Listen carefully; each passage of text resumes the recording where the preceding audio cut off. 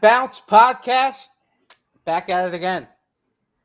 Happy Monday, ladies and gentlemen. Happy Monday. It's a Monday following more additions to the football program. It's a Monday following a show-out party in an NBA draft pre-combine, if you will, by a former Bearcat. It is also a Monday where there's numerous storylines and things to track and things to discuss heading into this full week Monday. And yet again, it's another Monday where my guys, pals, the three that make me on the BBP for Mondays. That's right. Without further ado, Aaron Smith, Chad Brendel, Ryan Royer. Gentlemen, how are we?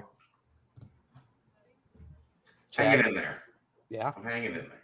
There we go. Not a fun weekend, but it is a testament to having a great support system to get through it and have a lot of fun. And went Dave took us out to dinner on Friday night at the precinct. Oh, nice. And then we went out with family last night to 3rd and Main over in Indiana. Okay. And I gotta say, yeah, 3rd and Main gives the precinct a run for its money.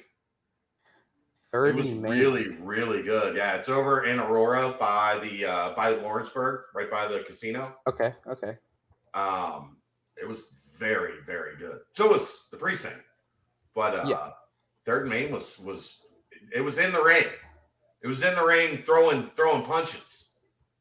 So any weekend you can go to 2 steakhouses. Yeah, it's a good weekend. Oh yeah, it's a heck of a weekend. Dave does one of the smartest things I've ever heard.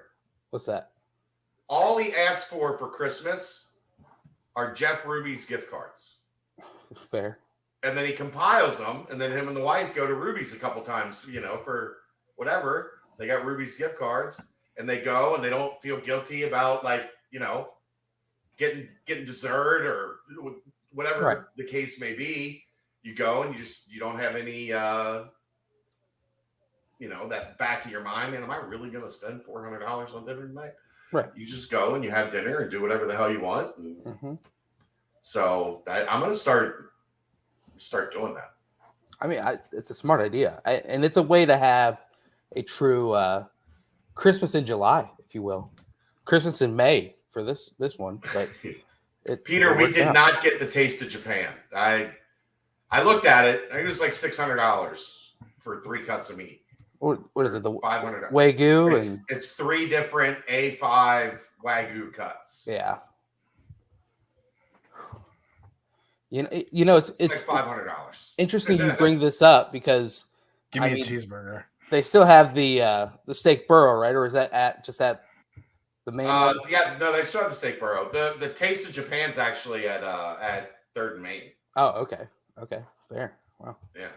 So they have a Taste of Japan. They have a Taste of Australia, which is 3 different Wagyu Australian cuts, and then Taste of America, which is 3 different American cuts. Oh, I'm gonna have to check that out. That's it's legit. It's legit, big time.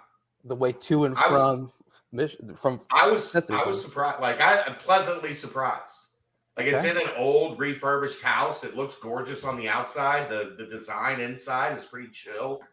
Pretty modern. It was really, really good. No free advertisements, but I might need to check that out. I mean, if 3rd and Main wants to sponsor, hey, I might need to check it out. Come on. I mean, just a nice little hit up higher ground and just head straight there afterwards, and call it a day. I like it. But I bring up the steak burro because the gentleman right below you on this screen, Chad, has.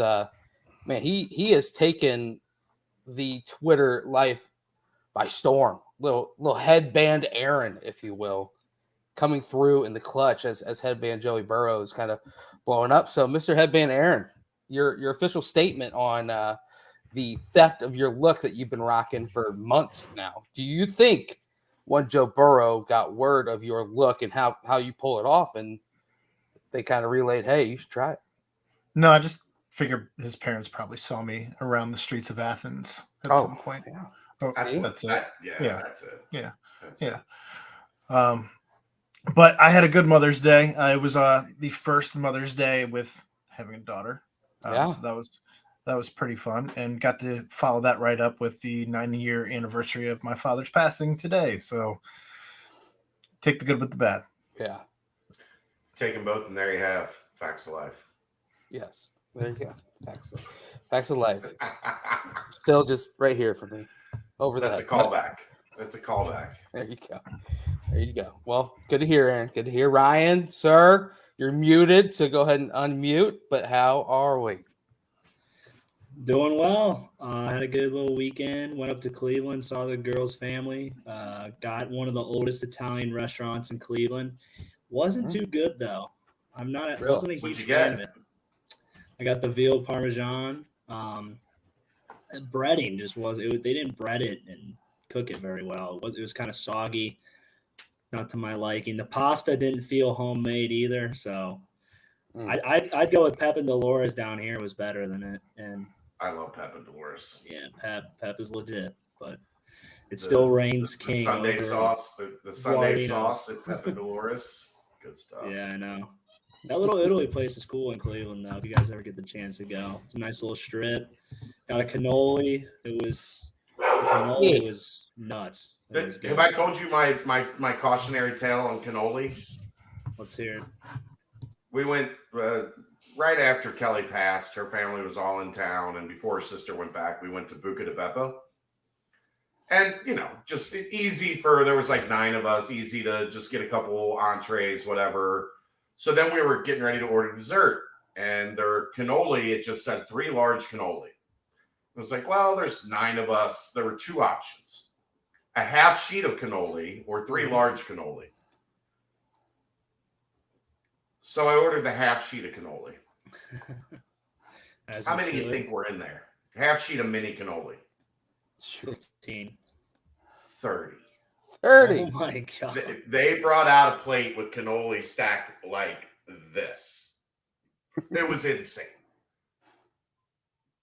They set it down. It was like, what the hell am I supposed to do with 30 cannoli? How long did it take for you to down those? Well, I'm not a big sweets guy. Yeah. So I think I had 1 or 2 there, and then we brought home like 17 of them. And then Kelsey, I guess, gave a couple to a friend and had the rest for herself. There you go. 30 cannoli. It was $50 for 30 cannoli. It seems a little overpriced. Well, they were good. They were good. I like $1.50 a cannoli. I guess that's not terrible. There you go. Holy cannoli! I like it. Holy cannoli. Oh, but yeah, that's my cannoli story. Well, how many did you finish? I think there were 3 that we had to throw away. Okay, not bad. I think she took the little sandwich bags of 5 cannoli to her friends. Okay, there you a couple friends. So don't get the half sheet of cannoli at Buca di Beppo if you go. No. Noted. Thank you for the donation, though, from Richard Smiley. College football realignment never sleeps. Obviously, I don't know how much we'll do that here tonight. That might be more of a nightcap that we'll get to after. I'm sure we'll touch on it a little bit here, but that's more. We've done most of that conversation on the nightcap. And realignment expert Dan Simon. Yeah. Whenever he's available. I mean, I hear all of the realignment stuff, and it's insanity. And like what Dave was saying on the last BCJ pod, he's just at this point he's just kind of sick of it. And when it's over. I'm in that same boat. A lot of people are just throwing hats into the whole TV deal bucket and just hoping to get the most out of that. Is at least really interesting. What, the ACC stuff? Yeah. Yeah, I agree. Like you said, that can be you and Aaron tonight, but seems as if there's a little head button going on there in the ACC. So if that comes out all right, then who knows? Maybe we add a good one into the Big 12 somewhere somehow. But I tell you what, speaking of head button, you get in a little vehicle accident, you're car breaks down, you'll be butting your head into the steering wheel, frustrated. Don't be frustrated anymore. You can go to Danco Transmission and Auto Care. Get yourself a little fixing on that said head busting situation, or get $10 off your next oil change. And tell Danco Joe, Chad, Ryan, Aaron, myself sent you. BBP, Danco Joe, Danco Transmission Auto Care. Thank you as always. So if we're done talking about football realignment, I say we move on to football edition. Yet another one has taken place. The edition number 18 of the transfer portal for the Bearcats this offseason. Crazy high number, but seems to be the norm for a lot of teams out there. But obviously, with what has been going through with the coaching staff, it's what's expected. Deion Hunter, New Mexico linebacker.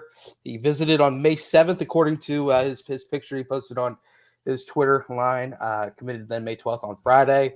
70 total tackles this past season, 21 solo tackles, 3 for loss, 2 sacks, and 1 pass deflection. He did post in his exit that he has 3 years of eligibility remaining.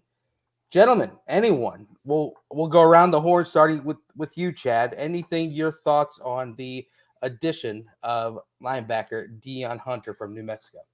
I mean, it sounds like, at least initially, a really, solid depth piece. Something that you kind of had to get with Jaheim exiting.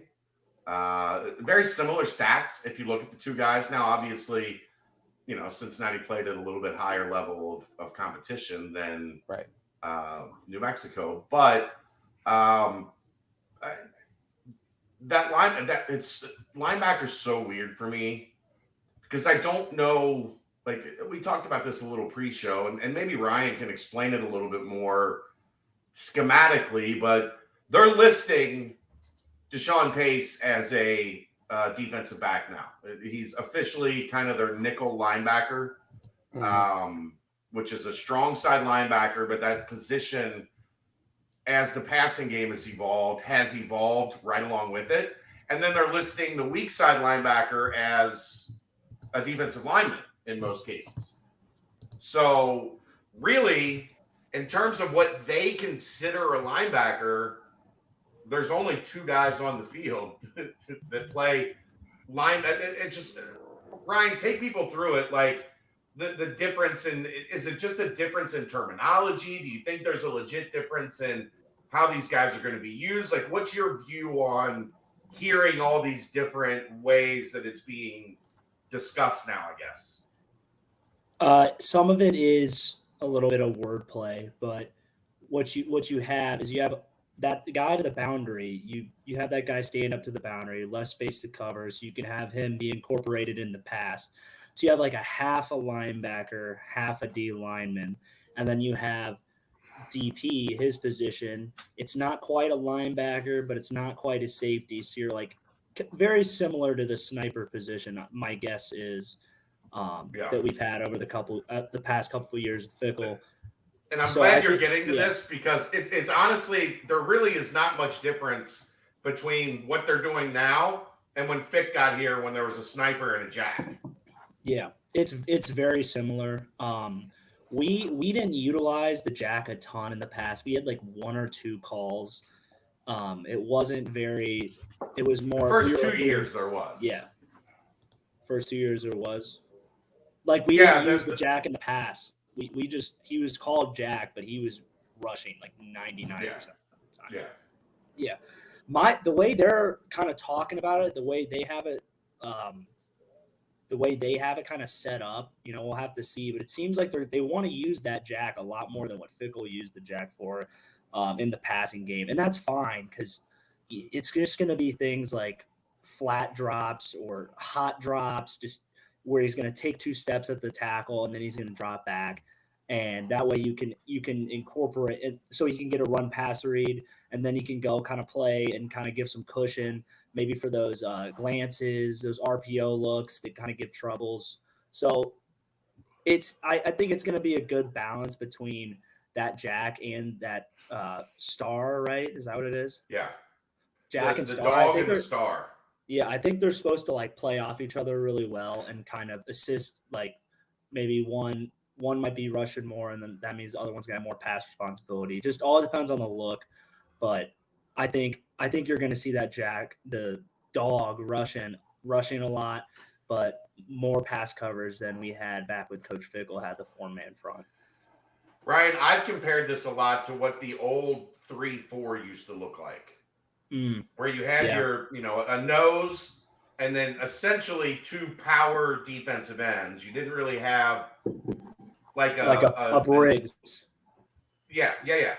And then you had your stand-up linebacker, defensive lineman hybrid, your like safety linebacker hybrid, like a Troy Polamalu. Yeah. And then you had your essentially two middle linebackers that were there to stuff the run.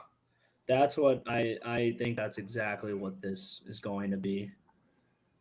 They're just calling it, Yeah. They're phrasing it differently, and I do think some of the responsibilities are different because it's not, 3 yards in a cloud of dust football anymore.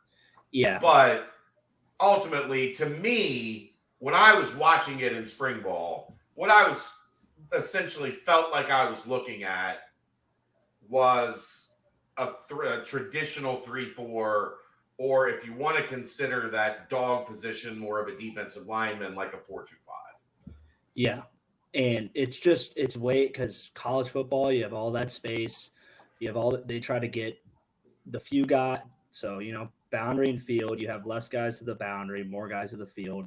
So you try to put less guys in space to the field and less guys in space to the boundary, more guys in space to the field. So essentially we have 4 guys that we have opportunity to cover that boundary side, being your corner, your safety, your weak side inside, and now that dog. But you're not going to be dropping the dog in anything crazy. So really, you see a lot of like 2x2 at the tight end to the boundary. Then you see a lot of 3x1. So it's essentially just the wide receiver and the running back versus your corner, your safety, and your linebacker. And then that's all to the boundary. And so I think the way using that dog is kind of a way to say, hey, we have just a little bit of extra help in that RPO look.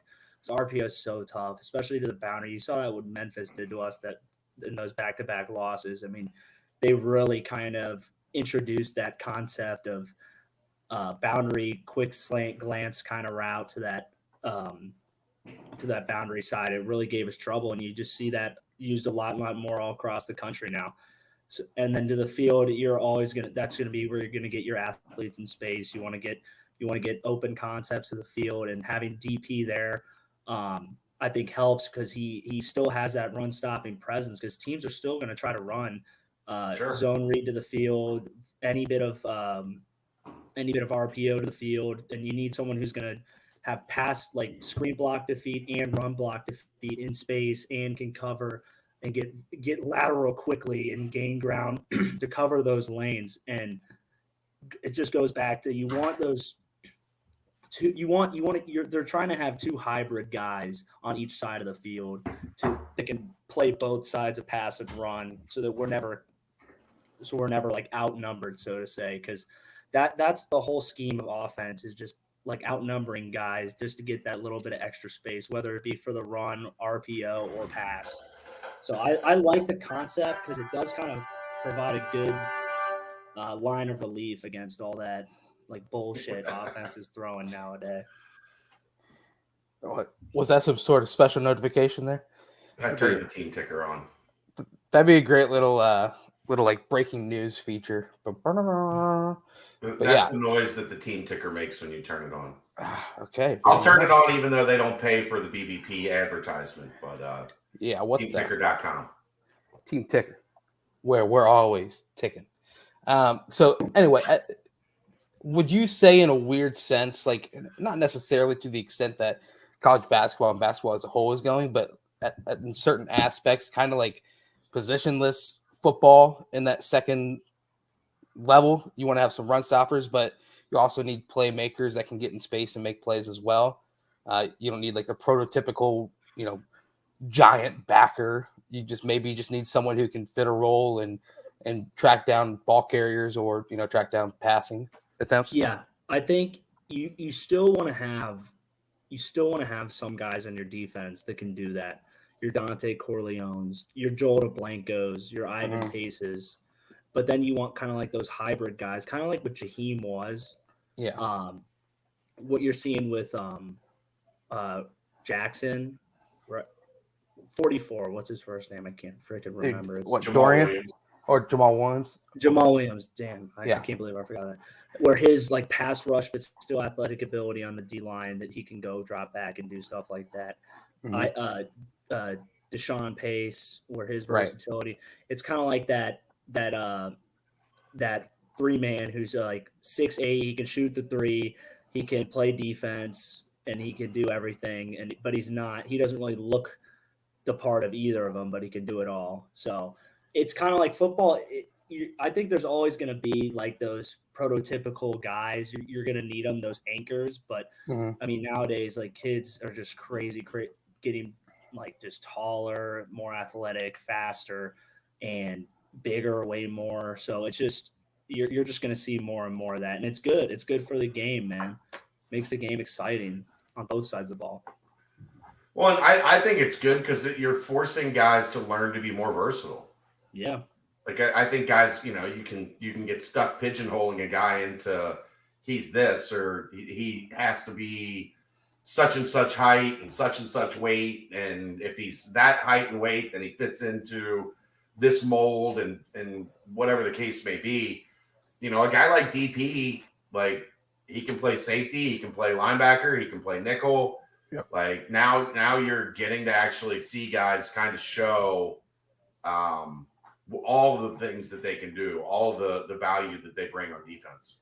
Yeah, it puts them on an island to make plays. And that thing about that island, though, is when you're on that island, it's either make the play or get screwed. So it makes it interesting. It makes it fun because there's guys on offense now, like tight ends. Look at Josh Wiley, that kind of unique unicornishness that he had, that speed, that route running, but still could run block. And you're going to have mismatches like that. You're going to be everyone's going to be under the spotlight because a lot more and more teams are getting those guys that are just so versatile. And what it is, it's just prepping you.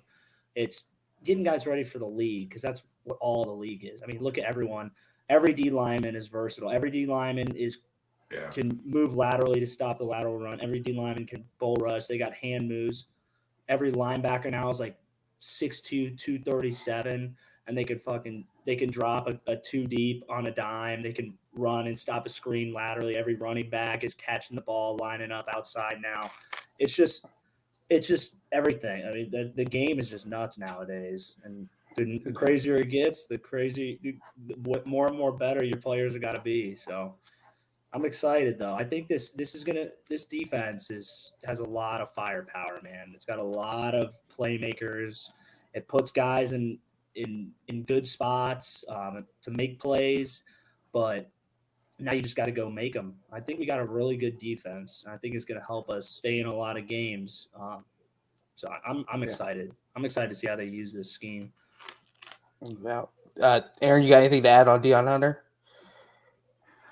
He looks big, and I think that's a good thing. It's just interesting to see how the guys who I feel like, no offense, Ryan, but the guys that were coming in with Fickle were just a little smaller by comparison when they were coming in. So I think that's good as you're trending into a bigger and better conference that the guys have to be bigger and better. So I think that was just something that as I am only seeing, I don't have the insider knowledge as someone who actually played the position might have. My first impression as I'm just looking at his picture was kid's jacked. Yeah. 6'2", 235. So kind of fitting that mold a little bit that you were mentioning, Ryan. And New Mexico has had a bunch of players transfer out this offseason, and it's it's just what's happening all throughout college football and college sports in general. So nothing new there, but Deion was expected to be a huge contributor on that defense. Arguably their top returner on the defensive side, their best linebacker, that's for sure, because I think the top 6 now for New Mexico have all entered the portal or exhausted all their eligibility. So he had some high hopes heading into the season for that team, but now he's part of the Bearcats, and he's hopefully going to be a big time addition. So I guess the next question is if this is all for the linebackers being added through the portal. I'm sure I don't know, but maybe there's some more out there, or this, that, and the other. But where would you put the depth and the talent of the linebacker crew at this point of the off season, heading into what's going to be the dog days of summer? Aaron, I'll keep sticking with you on this one to start with, and then everyone else can chime in. It's not. I mean, I felt better about it a couple weeks ago before Jaheim transferred out. But as that was a known, I think we had an idea of who Jaheim was. Although I think all of us would have rather seen more of Jaheim on the field to have a better understanding and knowledge of who Jaheim could be. That said, I mean, we still have, while the questions have been answered by who's going to be here, as far as some of the new names that have emerged through the transfer portal and what have you, including Dorian Jones, we still don't necessarily know what we have with some of these guys. We know what they look like, and we know what the coaches are saying about them, but we'll see how that translates through Camp Higher Ground and into the season.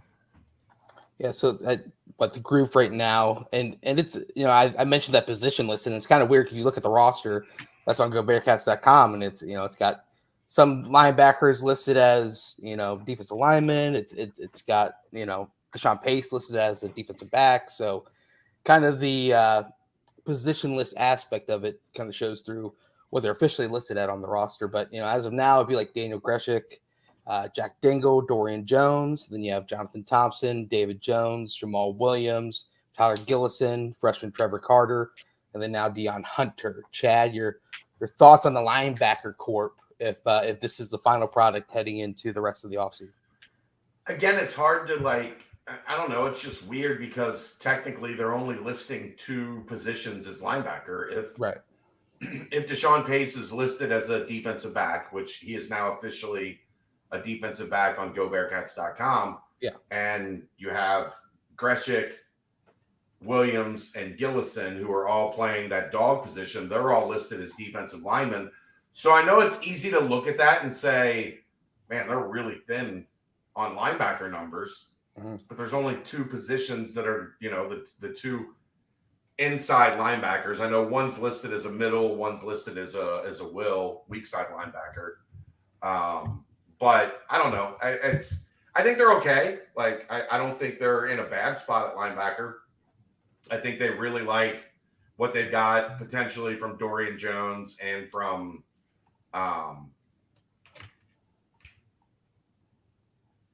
Spicoli.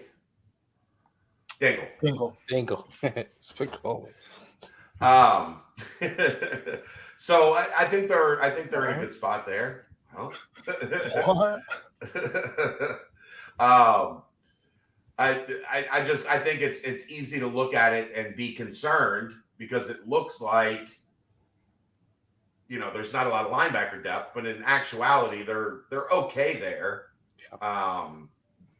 They're not necessarily super deep, but it's not what it looks like. Like if you go to GoBearcats.com and you click on linebacker and you see 5 names listed and you're like, well, they're playing 3-4 linebackers in this defense. What the hell is going on? So it's a context thing. It's understanding. That's why I wanted Ryan to kind of to walk through it. Right. Because I think it's more about understanding what the terminology is with this new staff. I mean, everybody talks about how a new staff comes in, the players have to basically essentially learn a new language. Mm-hmm. The fans kind of do too, because the fans have to learn the old staff called this something and the new staff calls it something else, but it's essentially the same thing. That's just what I want to get people mentally kind of on the same page with. Okay. Ryan, anything else on the linebacker crew, or you want to roll into to continue to expand on what our good friend Keegan Nixon wrote about? Yeah, the breakout. Yeah. Yeah, so I'm like Chad said, I think Dorian Jones is kind of set up to succeed really well. Coming from Louisville, knowing the defense, same D coordinator, and kind of having that experience under his belt, playing a lot of games over there. I think he's going to be leaned on heavily, and I think that's going to put him in a lot of positions to succeed and get some good production for us. I think Jack Dingle, the coaches are high on him. He's been getting a ton of reps, doing a ton of good things in the spring. They're going to be leaning on him too to be kind of taking over that next inside linebacker spot. He's a specimen, man. The frame, he's 6'4", like 245 pounds. I think this is going to be a year where he puts it all together and kind of really shows the Big 12 like what he can do. So I'm excited about him, man. He's a great kid, works his ass off. So I think good things will come to guys like that. So I'm pumped for him. I think that New Mexico transfer, you always got to look. Anyone who gets experience, like reps are reps, man. You're playing D1 ball, you're getting out on the field, you're playing, you're competing, and you're starting games. Like you're going to be valuable, and you're going to provide depth, and you're going to provide some sort of production, and maybe a little, but maybe a lot. We'll see. I think it's a good addition. You need guys with experience, snaps under their belt. So I think it's a good move. Looking forward to seeing what you can do. There we go. So rolling on with what good Keegan Nixon, another good article, had 4 breakouts on the defensive side of the ball. Jordan Young was his first pick, the transfer from Florida, cornerback. Sammy Anderson, a name that we've known quite a lot around the program. Another cornerback. But it's time for Sammy to break out. Oh, yeah. Oh, it definitely is. Definitely. DJ Turner and Jack Dingle, just kind of also adding on with what you were saying, Ryan. But Chad, yeah, like you're saying, it's time to sit for Sammy to break out. Time for a lot of different players to break out. Who's your breakout guy? Either one from the list that Keegan had, or one that wasn't mentioned already. I'm gonna help him out with this list. So well, he was texting me as well. Editorial control. I think I'm gonna say a name that I think will be a breakout for Cincinnati fans, but obviously not like the college football community. Greshik was a guy that was one of the higher rated pass rushers in the country last year. Right. And he's going to a defense that's entire system is built around getting after the quarterback. Mm-hmm. So I think Greshik has a chance to really come in here and pop and pop pretty quickly. So I'm going to go with him as kind of maybe not a breakout if you're a college football junkie, but if you're a UC fan and get used to this, guys are going to come in and fans are going to be like, who's that guy? Yep. And then within, the first 3 games of the season, hopefully they're like, oh, now I know why he was one of the highest graded pass rushers in the country last year, because he's a bad mofo. Yeah. It's going to be so funny. I would say that the first game there against Eastern will be probably one of the higher program sales days that the entire athletic department has ever seen. I think they're going to have to triple print the programs when I still walking in.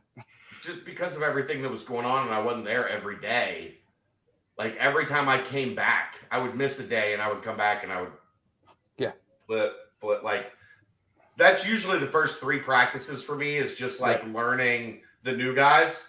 Mm-hmm. That took all the way through spring. Yep. Like, okay, who's this? Who's that? And then this guy, that guy's gone. He's in the transfer portal now. Yep. It wasn't fun. It's still at higher ground. We're going to have another 8-10 new guys coming in along with the high school guys that weren't there in the spring. It's not fun for a guy like me who, like, in order to do practice reports and really be up to date on practice, you cannot spend the whole practice flipping back and forth trying to figure out who the hell is who. Right. It's super fun. Yeah. Like, you need to be able to watch a play and go, I know who number 2 on offense is and number 15 on defense. Like, boom, write it down. When you're doing this, by the time you look back up, you missed a play. Yeah. So now you're only getting every other play. It's wild. I mean, you're talking, what was the final number? Like 14, 15 high school guys or whatever it was. Oh, that committed? And now 18, like 35 new players on your roster. It's a lot. It's a lot. And that's not even including the amount of departures where you got to be like, wait a minute, where's X or Y guy? You know what I mean? It's well, and the other thing is like the way Fickle's system was, and Ryan can attest to this, like freshmen just didn't really play. So there's 18 freshmen from the year before that you barely memorized their number because as soon as higher ground ended, they went into scout team. And once a guy puts on the scout team jersey, let's just be honest, you have no clue who he is until spring ball. I'm showing 12 is the number of high school. 12, 13, whatever. So there's 30 new guys essentially coming in, and we're still waiting for more transfers to figure out where their destination is. Yeah. Aaron, your that number's listed that number's listed at 15, by the way, right now. Transfers in on it's 18. I think there's just been a few. Yeah. Few that haven't been added there's yet. A few that aren't on the official roster yet. Breakout guy is a guy who's already broken out for Cincinnati before, but kind of took a step back last year. And I think he's going to break out again. Don't call it a comeback, but I'm going with Deshaun Pace. I think that this position is ideal for him. I think getting to watch his brother and the success he had in one season at Cincinnati is going to do nothing but fuel his fire.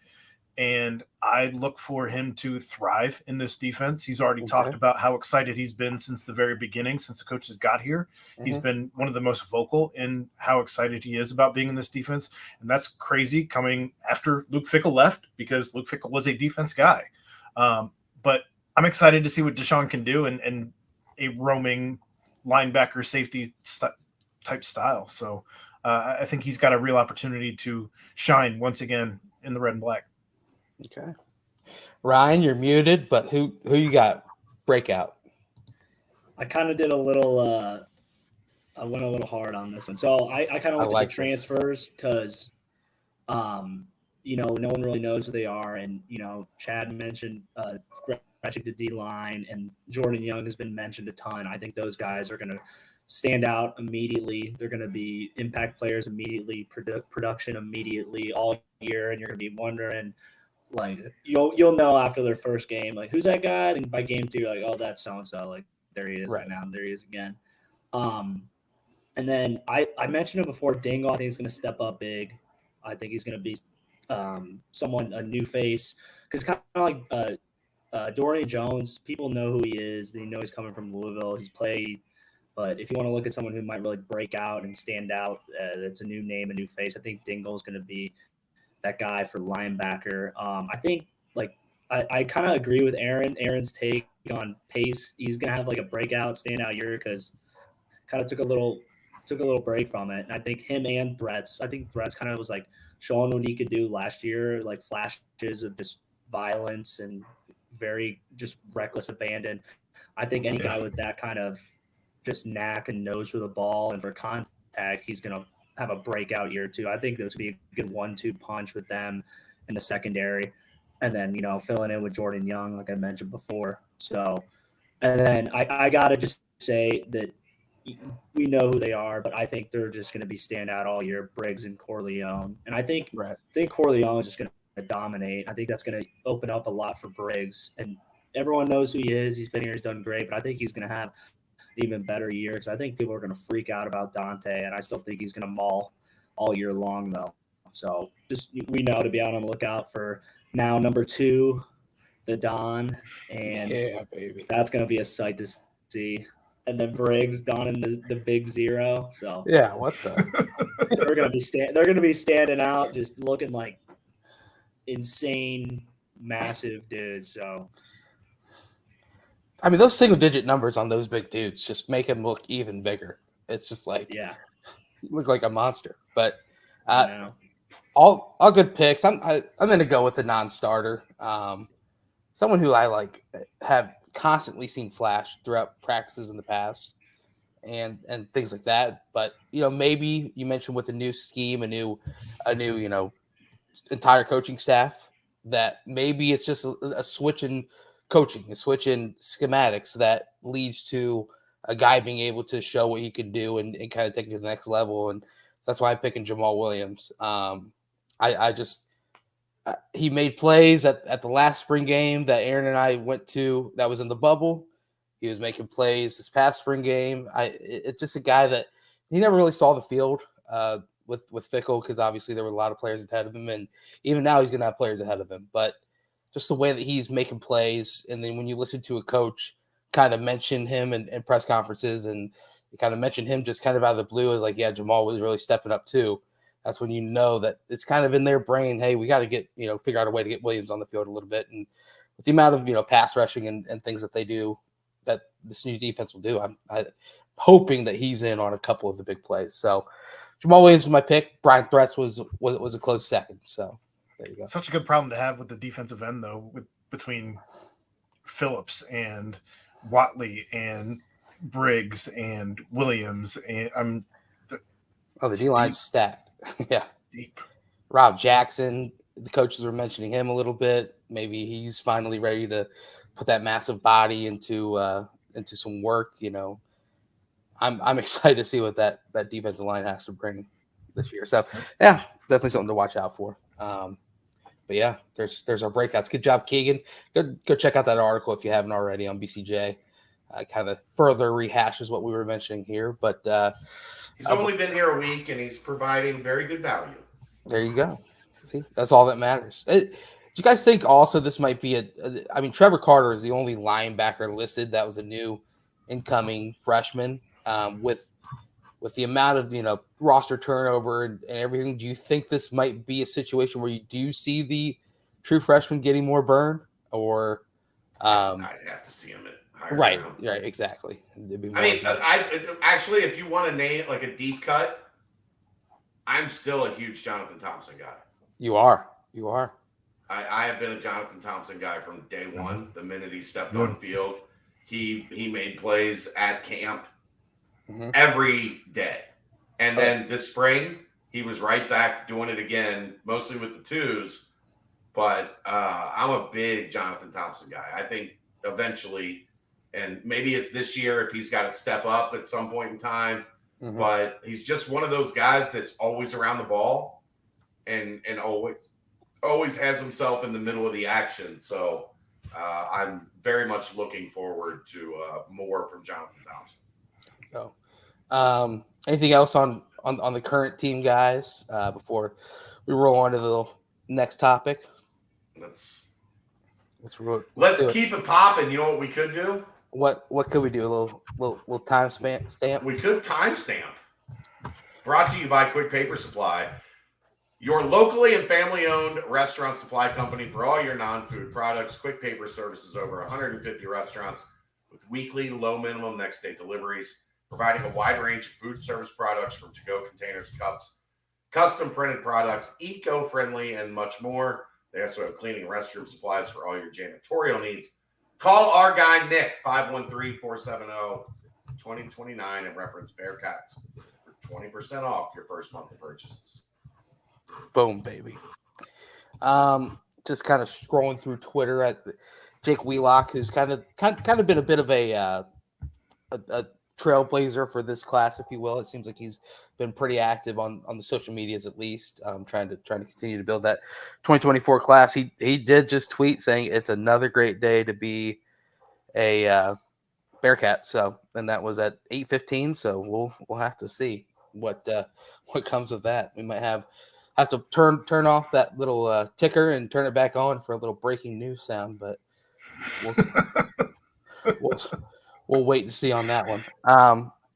But aside from that, obviously I got to mention it. We don't have to dive too much into this as well because it's not really what we do. There was a wide receiver who was mentioned by the college football portal Twitter handle that said that he's supposed to announce his commitment soon. It's a big name. If it's all over the board, if you haven't seen it already, That's the same Twitter handle that mentioned that Ben Bryant was heading to Northwestern, and then they took down that Ben Bryant tweet.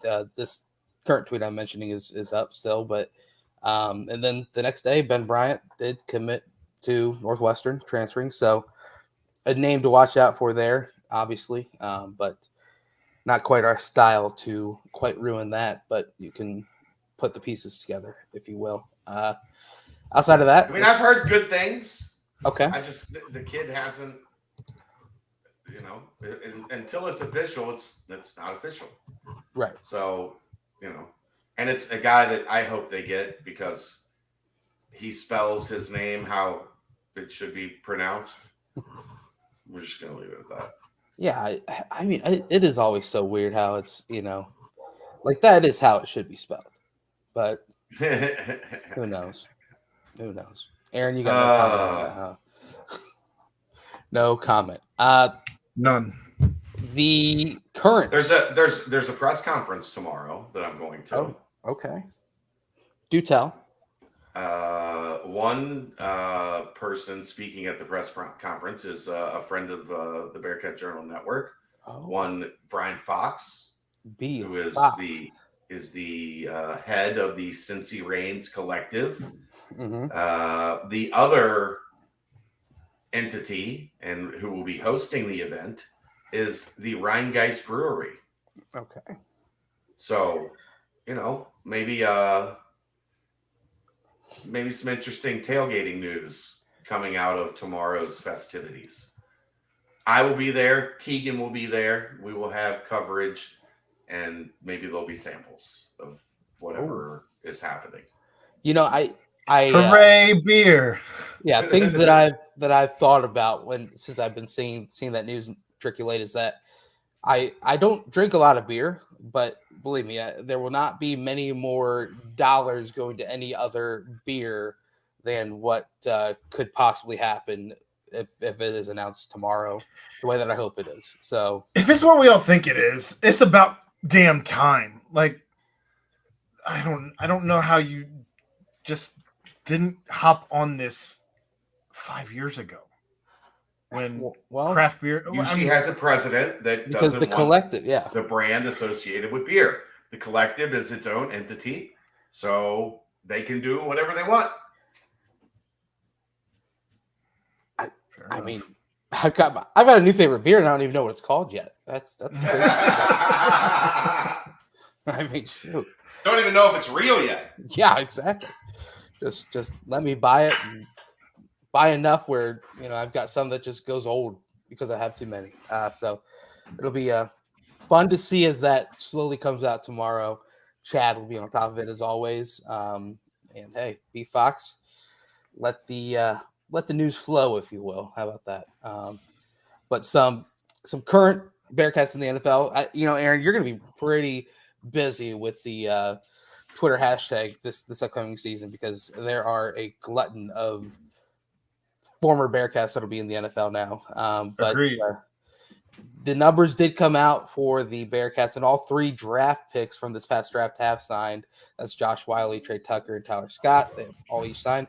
Wiley wearing 81, Trey Tucker wearing 89. Kind of an interesting number there. Tyler Scott with 13. I did see a highlight of Will Levis to Josh Wiley, a beautiful long touchdown pass to end their practice session, but kind of weird. Coach Vrabel was not happy about the decision from Will Levis to throw the ball into traffic, but still, Wiley made a catch in traffic and took it the distance. Anything that you guys have seen just kind of through the Twitter sphere about, regarding these guys or, drafted free agents or guys who have been in the NFL, and also with the scheduling drop this past Thursday, now we get a full schedule. Any games that are piquing your guys' interest or storylines that is piquing your interest with former Bearcats, obviously, now that you are able to see when you can catch them each and every weekend. Aaron, I'll fire it down to you. I was just happy to see that all three of those guys have signed. I know that can be a tricky thing to get through, just to get pen on paper and make sure that everything is taken care of in that regard. Outside of that, though, it is May. Yeah. And I'm not one that puts any stock whatsoever into the schedule show. Could give a shit less. I have not even really looked at the schedule. Right. I know Cincinnati has 4 primetime games. I know some people were upset about that. Other people were like, good, we don't want them anyway. We don't do well in primetime, whatever. Okay. I prefer Sunday 4:25. And I think the Bengals are going to play a lot of games Sundays at 4:25. Like, it's over at 7:30. You got your night. Like, you're not. I don't love primetime games. They don't end until like midnight. Like, they're exhausting.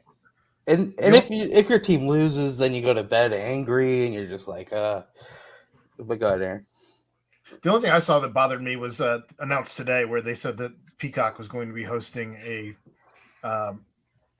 playoff game, wild card game. That's not great.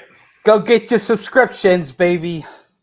Money fucking pigs, man. Yeah, I don't give too much thought really to the NFL up until it's season time. I didn't really evaluate much of that. But yeah, I second what Aaron said. Seeing the guys sign and seeing clips of them in practice is good, man. So wishing the best for the boys and seeing how many reps we can get out of them come Sundays in the fall. You know what else is real happy about those pins going to paper? Their bank accounts. Oh yeah. Yeah. Their bank accounts feel a lot better than they did the day prior. I feel a little thicker. It is funny when you hear some like players' accounts on that where they're like, I was at some really nice restaurant and all of a sudden everyone's buying all this stuff and I'm like freaking out because I'm wondering if they're gonna make me pay the bill, and I keep checking my account and it still has less than $100 in it. And then the dinner ends and it looks like a telephone number, so I'm able to pay for it also. Yeah, it'll be cool when that finally happens for all of them. But I guess for me, for Bearcats in the NFL now, is the fact that it'll be a full season of Desmond Ridder at quarterback. Hopefully, if things go well for him, it'll be fun to see how he kind of rolls through things. He's got a matchup, late in the year against Sauce. He's playing against, Derek Forrest early in the season against the Commanders.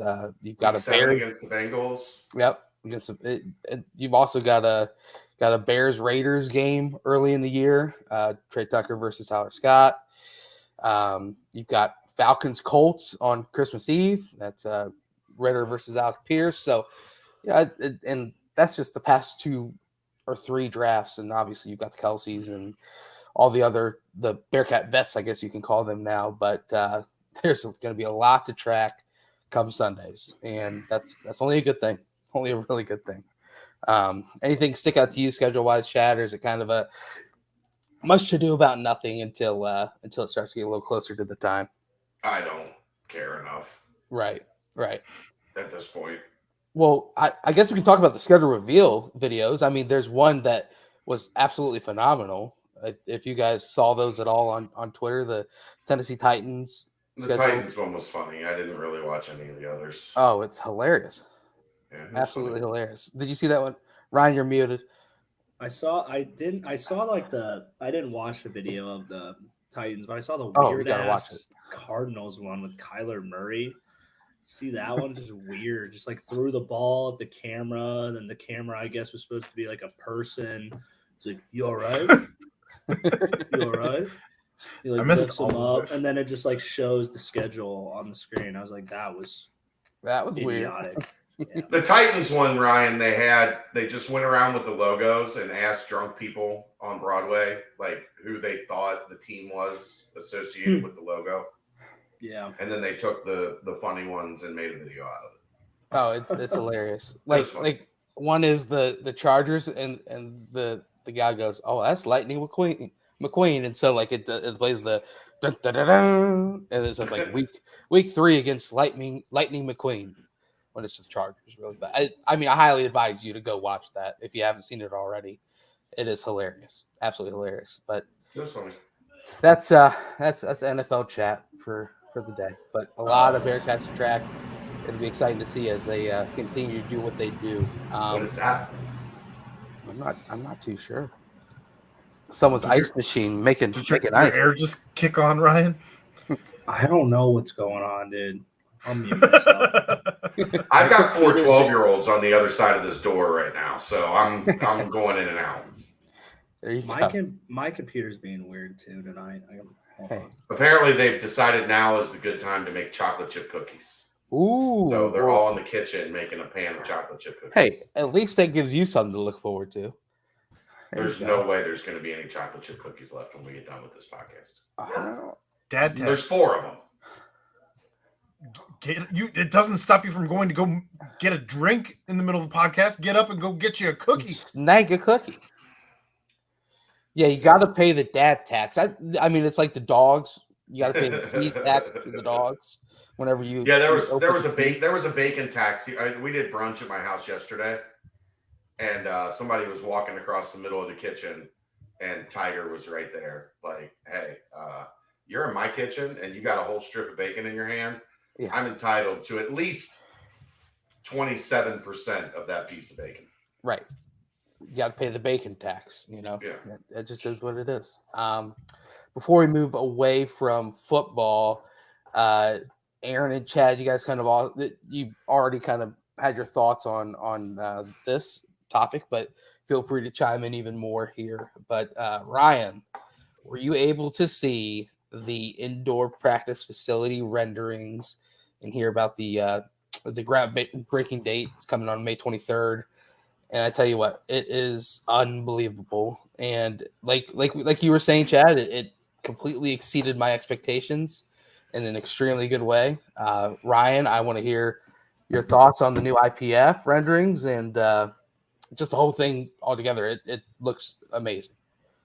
Yeah, it looks unbelievable. I'm super excited for the players, the students on campus to get to go be around that. It fits perfectly right in there in that little nook. I think it looks awesome. I can't wait to see it.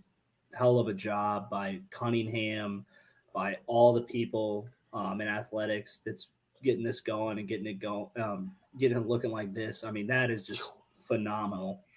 And that, that's good for the university. That's just not good for football. That's going to get people that want to more kids are going to want to come to UC. More kids are going to want to bring money to this university.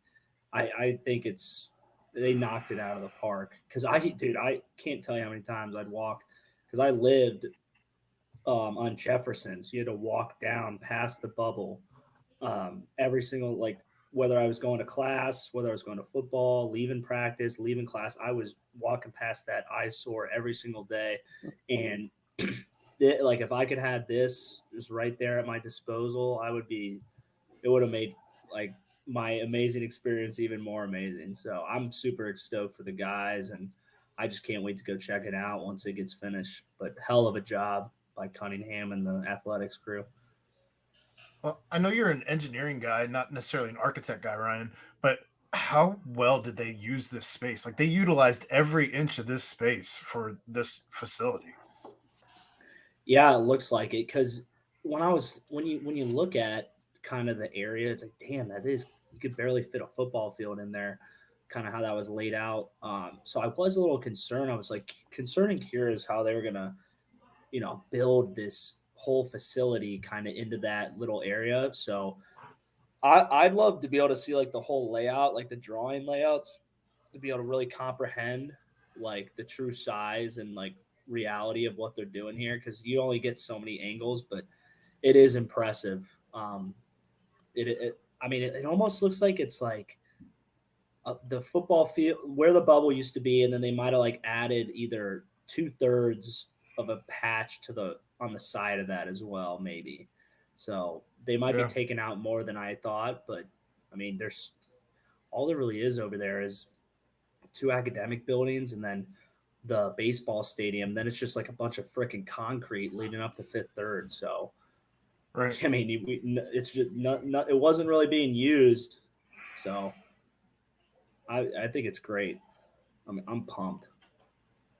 Yeah, for me, it's location where that is a statement. Like you said, not only for the football program, for the for the entire university. It's right in the middle. It's literally in the middle of campus.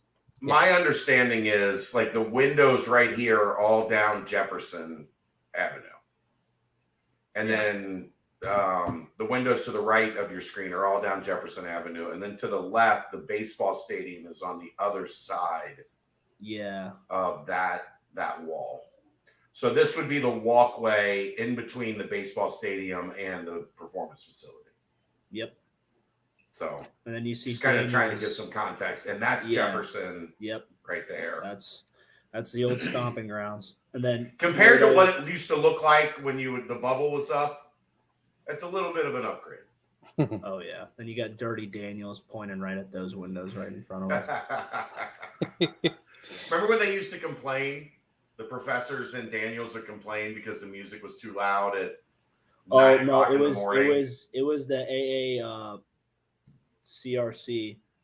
And this is essentially because actually I understand because that building is literally 10 yards from the field. The ones that Daniels used to complain to, and it was professors or students bumping. I think staff, and then this is essentially right where the Bearcat statue used to be. This is what it'll look like from outside of Fifth Third Arena. Yeah, the main entrance to Fifth Third Arena. That's what it'll look like. A little bit of a different look. They should have done this 15 years ago. Or whatever, when they decided to do the practice field and the bubble and all that, but they clearly didn't have the funding to do something to this scale at that point in time. But it is going to be an outstanding addition. I've never on straight aesthetic and outside, I've never seen a facility like this. And the only one, Northwestern is unbelievable. Yeah, you're right. Right on the lake. It's phenomenal. Probably beats this one. Just for the location. But it looks amazing. It looks now amazing. What they do inside with it is going to be where the real cool stuff, the potential. So we'll see what they do. Nutrition, the weight room's going to be nuts. I know that. Yeah. The big question mark for me is what kind of like nutrition, lifestyle, kind of like lounge hangout areas they do. That's my big question mark because I know they're going to do well. It looks great. The field's going to be great. The weight room's going to be nuts. My big, let's see. What's the hangout area like? Yeah. What kind of food? What's the food? Because dude, I tell you, that was like one of the, I don't want to sound ungrateful, but the dining that was provided was not up. Coach Fickle would beat the drum on that so hard. We can never get it done. So I'm thinking they're gonna do some sort of exquisite dining in there. I'm hoping for the guys because it's so crucial. Hopefully it's not Airmark. I'm just gonna say it. Man, the staff was always great. They tried. They tried great. Just the food, but you can't.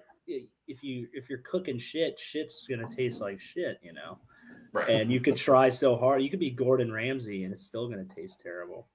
But I don't want to knock the staff. The staff was all awesome. We loved them. They loved us, but they just had to serve us bad food. So I'm excited. I can't wait. It's gonna be so good for the university. So good for all athletics, and I hope really good for football. For me. It's going to be a lot nicer watching practice there than in that dusty, dingy, stinky bubble. Yeah. It's not going to smell like a New York taxi, you mean? It's depressing, dude. I can't even begin to tell you the depression that place would bring. And were you around when the Gatorade went bad and the sewage drains? Uh-huh. Yep. That was literally you walked in there and you were just like, couldn't believe it. But at that point, you're just like, it's just part of the freaking process. Well, but that was, you guys were like, that was the practices going into the playoff. It was the 3 weeks leading into playing in the college football playoff. People were ascending on coming to Cincinnati to get this story, and they walked in the bubble every day for practice, and literally your first response is, I mean, it didn't catch us by surprise. Chad, I'm somebody telling dying you, here. Jesus. Our first off-season experience as freshmen, like after our first year, the winter, literally, we're in the bubble. Workout started. The weight room's in there. The weight room's in the bubble, and you could see your breath. The bars, you'd go to pick up the bar, and it'd be so cold, your skin would stick to it, and you do that all winter, and then in summer it would be so freaking hot. You're ready to pass out, and then spring ball. It's like a sauna. With the damp, the light. The thing about it is, it's always the same lighting. Like it's always that like dingy ass LED yellow. Yeah. And so it's just like by your fourth, fifth year in that bubble, you're pretty like, sick. Like this. This is what the bubble looked like. This is the epitome of the bubble. Yeah. And going through all that, you're like, yeah, you could smell like a skunk killed itself in here, and we went. This does not look like that. This does not look yellow. Hey, I don't see any hanging lights that look like they're gonna fall off the damn ceiling and kill you during a windstorm. So I think the guys are gonna be good.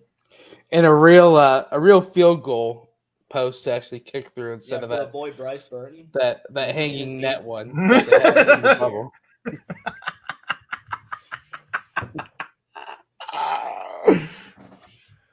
Oh boy!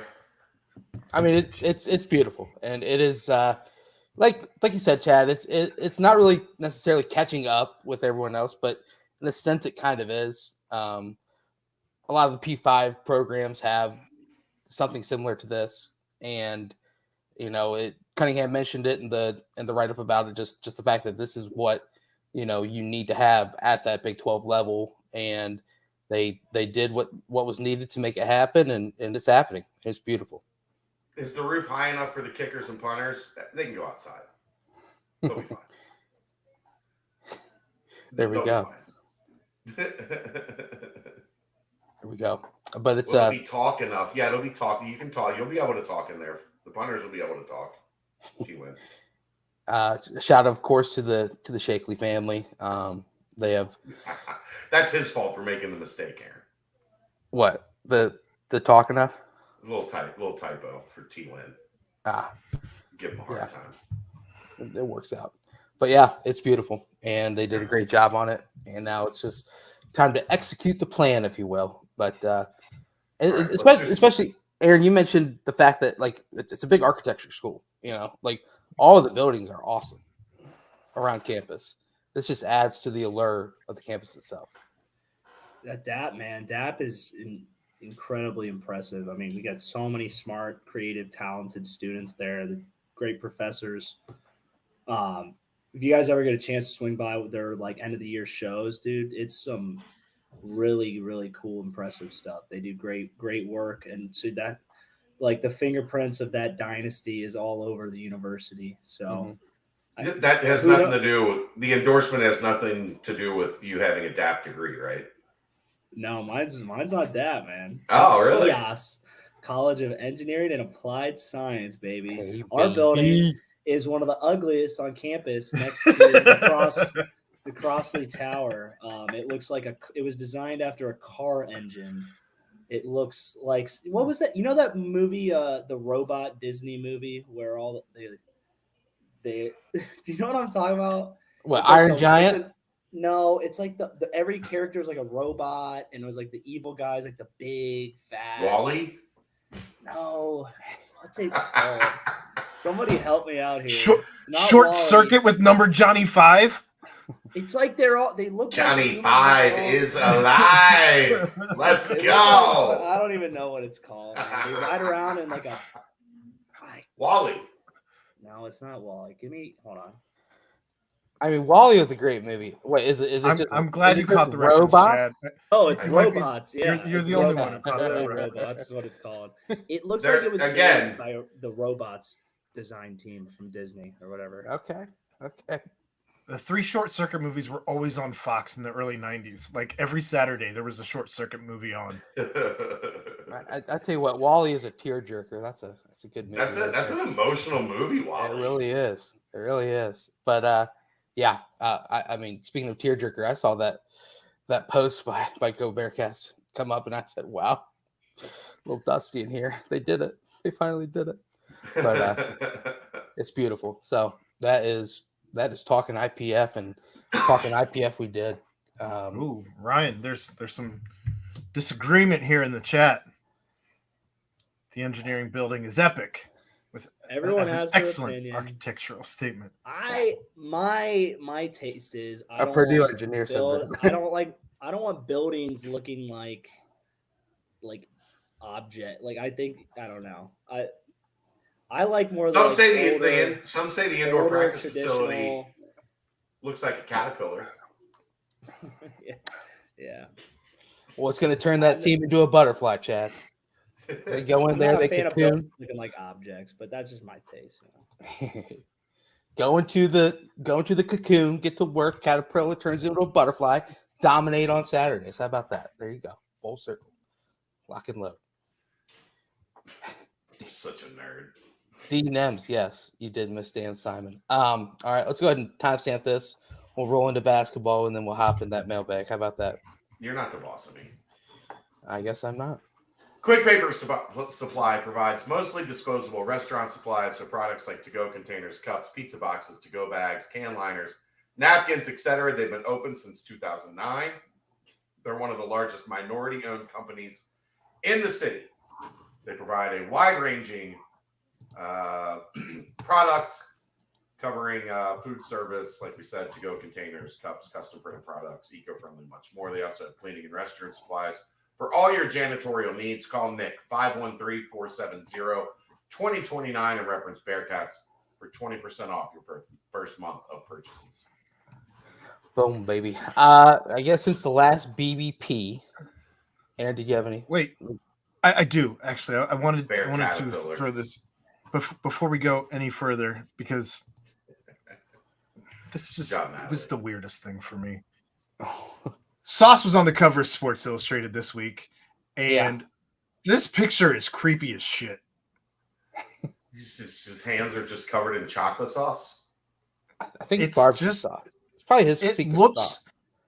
It's just strange. I feel like you could have, I don't know, done something to emulate the sauce.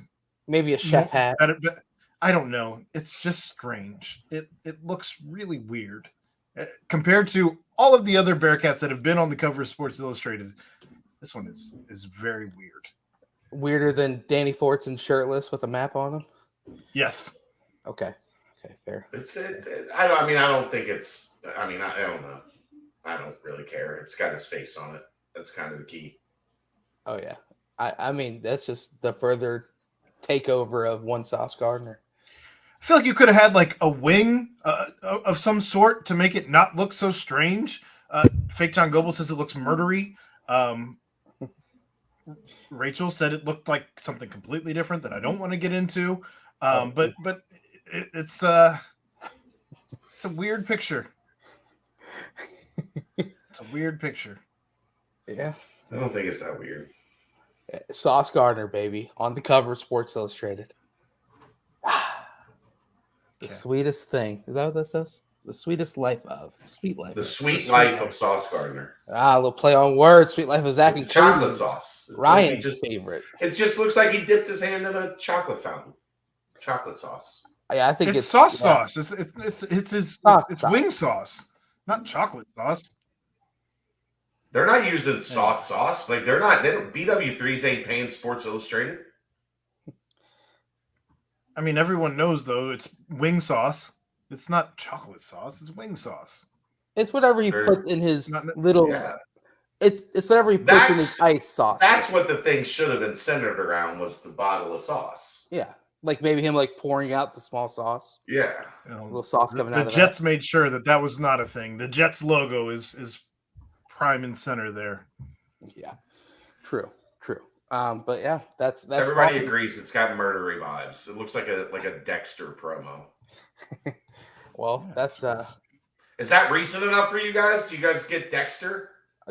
Dexter, I do get. It's weird.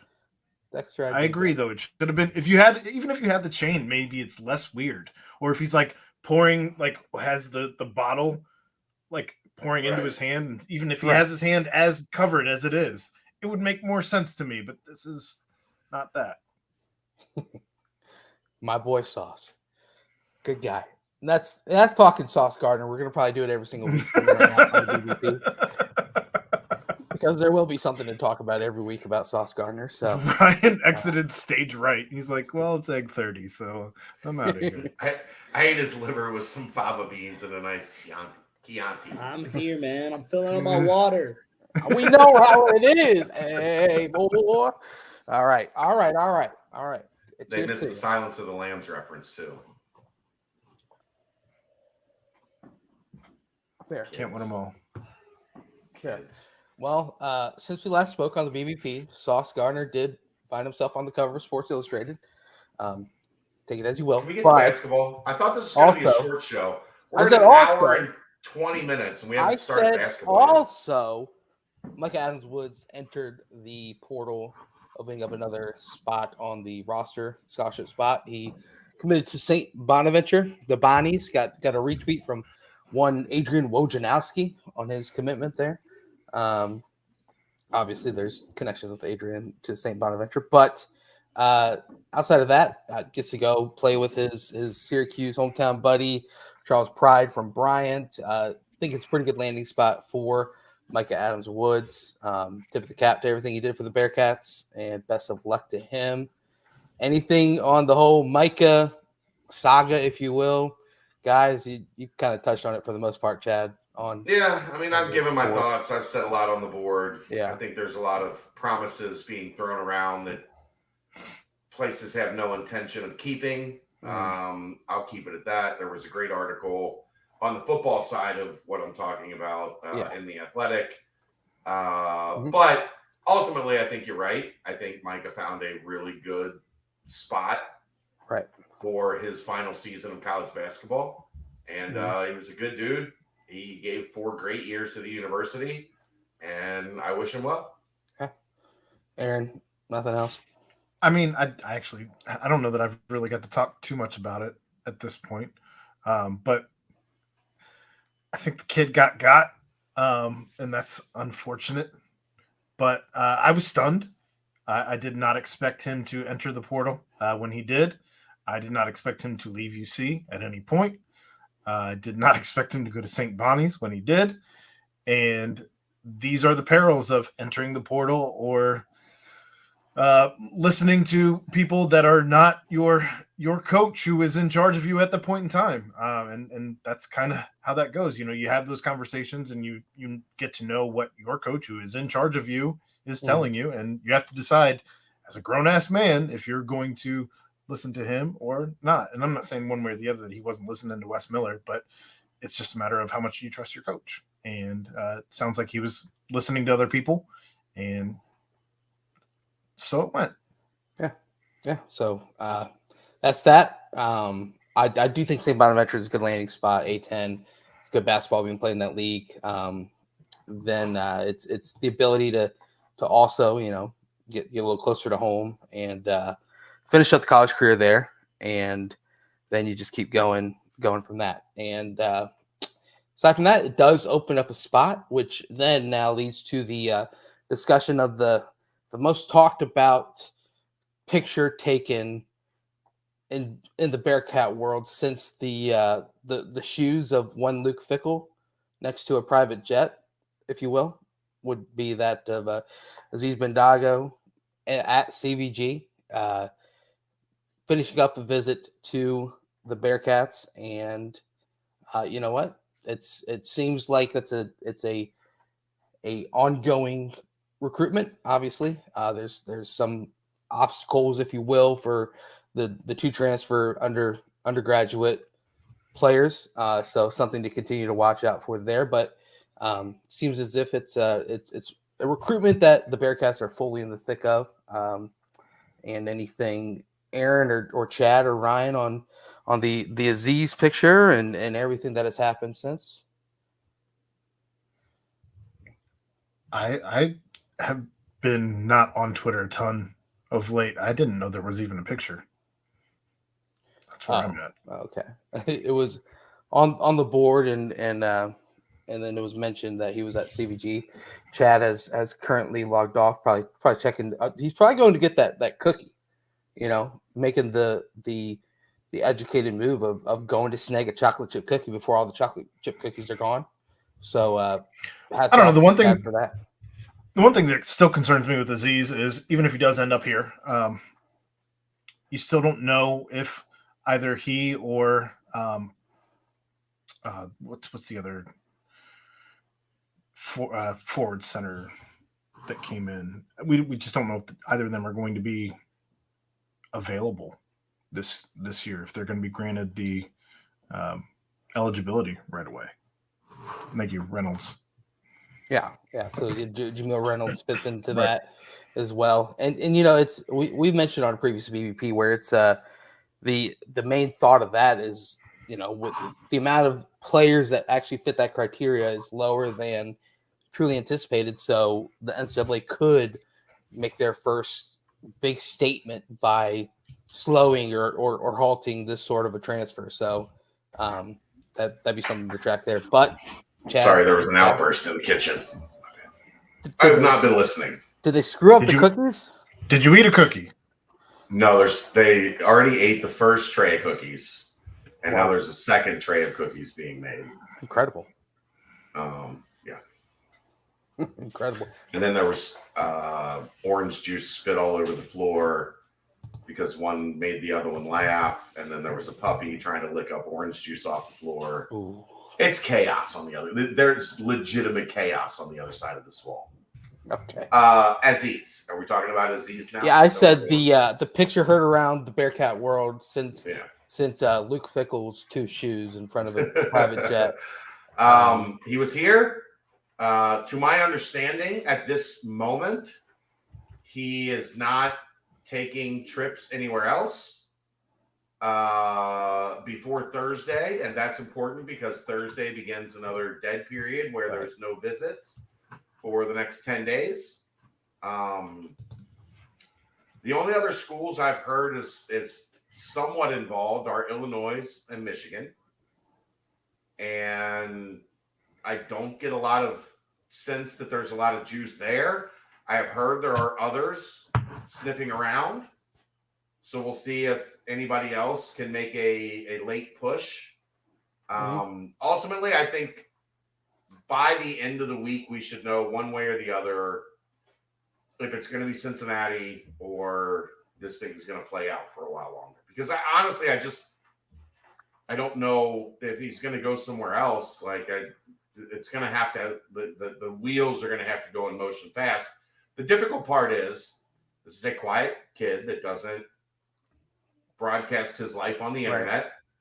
And so it's hard to get, all sides of the story. It's hard to get all of the information. So I'm working on it.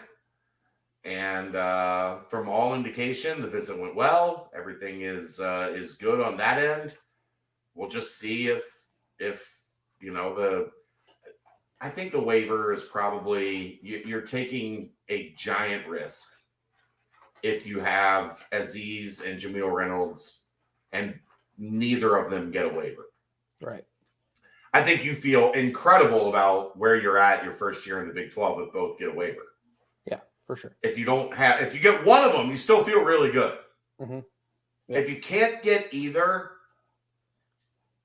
then you are insanely thin on the front court. Up Schitt's Creek. Yeah. So that's something that the coaching staff has to kind of talk through and work through and figure out if it's, if it's the right path to take. So we'll see. I'm not anticipating anything right away. This is clearly not a kid that is making rash decisions and making waves and nobody had it until our investigative reporter on Bearcat Journal got a picture at the airport, and then all of a sudden that started popping up around the internet, which just it tells you once again, everybody's looking at Bearcat Journal. Like if they're looking for UC information, they're looking at us. And that got out fast. Oh, it did. Yeah. In terms of when it showed up, because I think I saw Matt, like the guy that took the picture was messaging with the new hot Twitter account for the transfer portal, Trilly Donovan. Which is wild. I want to know who he is. Did you see the everybody was, or there's somebody was Chad went to Marshall. He was there when Billy Donovan was there. Yeah. It might be your burner. It might be. You know what? I don't care enough about the transfer portal. It wouldn't be half bad of a burner. I mean, like people are like legit people are following this handle because he has been pretty damn accurate on a lot of things. I could probably like run an account like that given some of the sources I have, but I don't have the smaller, the network isn't that large. It is just funny to see. I mean, obviously it's a burner. Obviously, there's no like true way for us to track who it is, but right. I would love to have known if I was able to be out on the road this spring, what the rumors look like on who it is. Yeah, right. So like what everybody was talking about, because I'm sure everybody's talking about it. The guy's been pretty spot on. Yeah, I agree. So that's obviously a recruitment to track, and one that I think if you, in the current day and age of this 2-time transfer thing, undergraduate, if there's a poster child for the guy who did it the right way, seemingly up to this point, it would be Aziz Bandaga. So hopefully, if something happens, then all that legwork leading up to it is nothing but a positive way out. So another thing was Jarrett Hensley committing to Southern Illinois. I think a good landing spot for Jarrett too. Yeah. So it's a basketball program that has won a lot of games. So how many years of eligibility for Aziz? Two, I believe. Yeah, right. I think 2. I mean that the football transfer that just came in. I've already Dion Hunter. He listed as a redshirt junior, but yet he says he's got 3 years of eligibility remaining. If that tells you anything you need to know about how wild it is until we hit 2025, 26. So something to continue to watch. The next is Tyler McKinley drops his top 7. Alabama, Cincinnati, Michigan State, Ohio State, Tennessee, Virginia Tech, and the misspelled Xavier. Xavier. Yeah, something like that. It's McKinley's name's been linked to Cincinnati ever since I remember hearing the name Tyler McKinley. So, not too crazy to obviously land in this top 7. He did have a good quote just talking about hometown kid, talking to the staff a lot, his relationship with Wes Miller, and things of that sort. Top 7 release for Tyler McKinley, obviously a huge target in that class. Anything more on that recruitment, or kind of just the same as it's been? Nothing's really new at this point. There's been some rumors that'll be interesting. There's been some rumors he might come back to Cincinnati for his senior year. If that happens, I think it would be obviously outstanding news for UC. Yeah. He's got great relationships at UC. He's close with Rayvon. He's close with Wes. He's close with the staff. So, I still think I have a hard time seeing him going far away. Yeah. How far, I guess, becomes the question. Like, right. Is Columbus still close? Yeah. Michigan State. I've heard Izzo's done a pretty good job with him, but East Lansing's not exactly, hop in the car and, head up for a game and be home by 11 o'clock at night. Right. So I think he stays close to home. UC, Xavier, Ohio State, I think the 3 that make the most sense, but it's early. It'll be interesting to see. He's talked about in the past wanting to get it done before that November signing period. That we'll see. Like that seems to be where it's tracking. Right. And I still think Cincinnati's in a really good spot, but again, got to close. And we'll see what kind of July he has too. Yeah. And Jace Richardson, also another name that staff has been recruiting.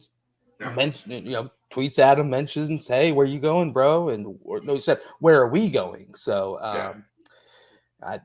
it's another name the staff is in on. Obviously, Jason Richardson's son. So, something to continue to track. The concern there would be Michigan State.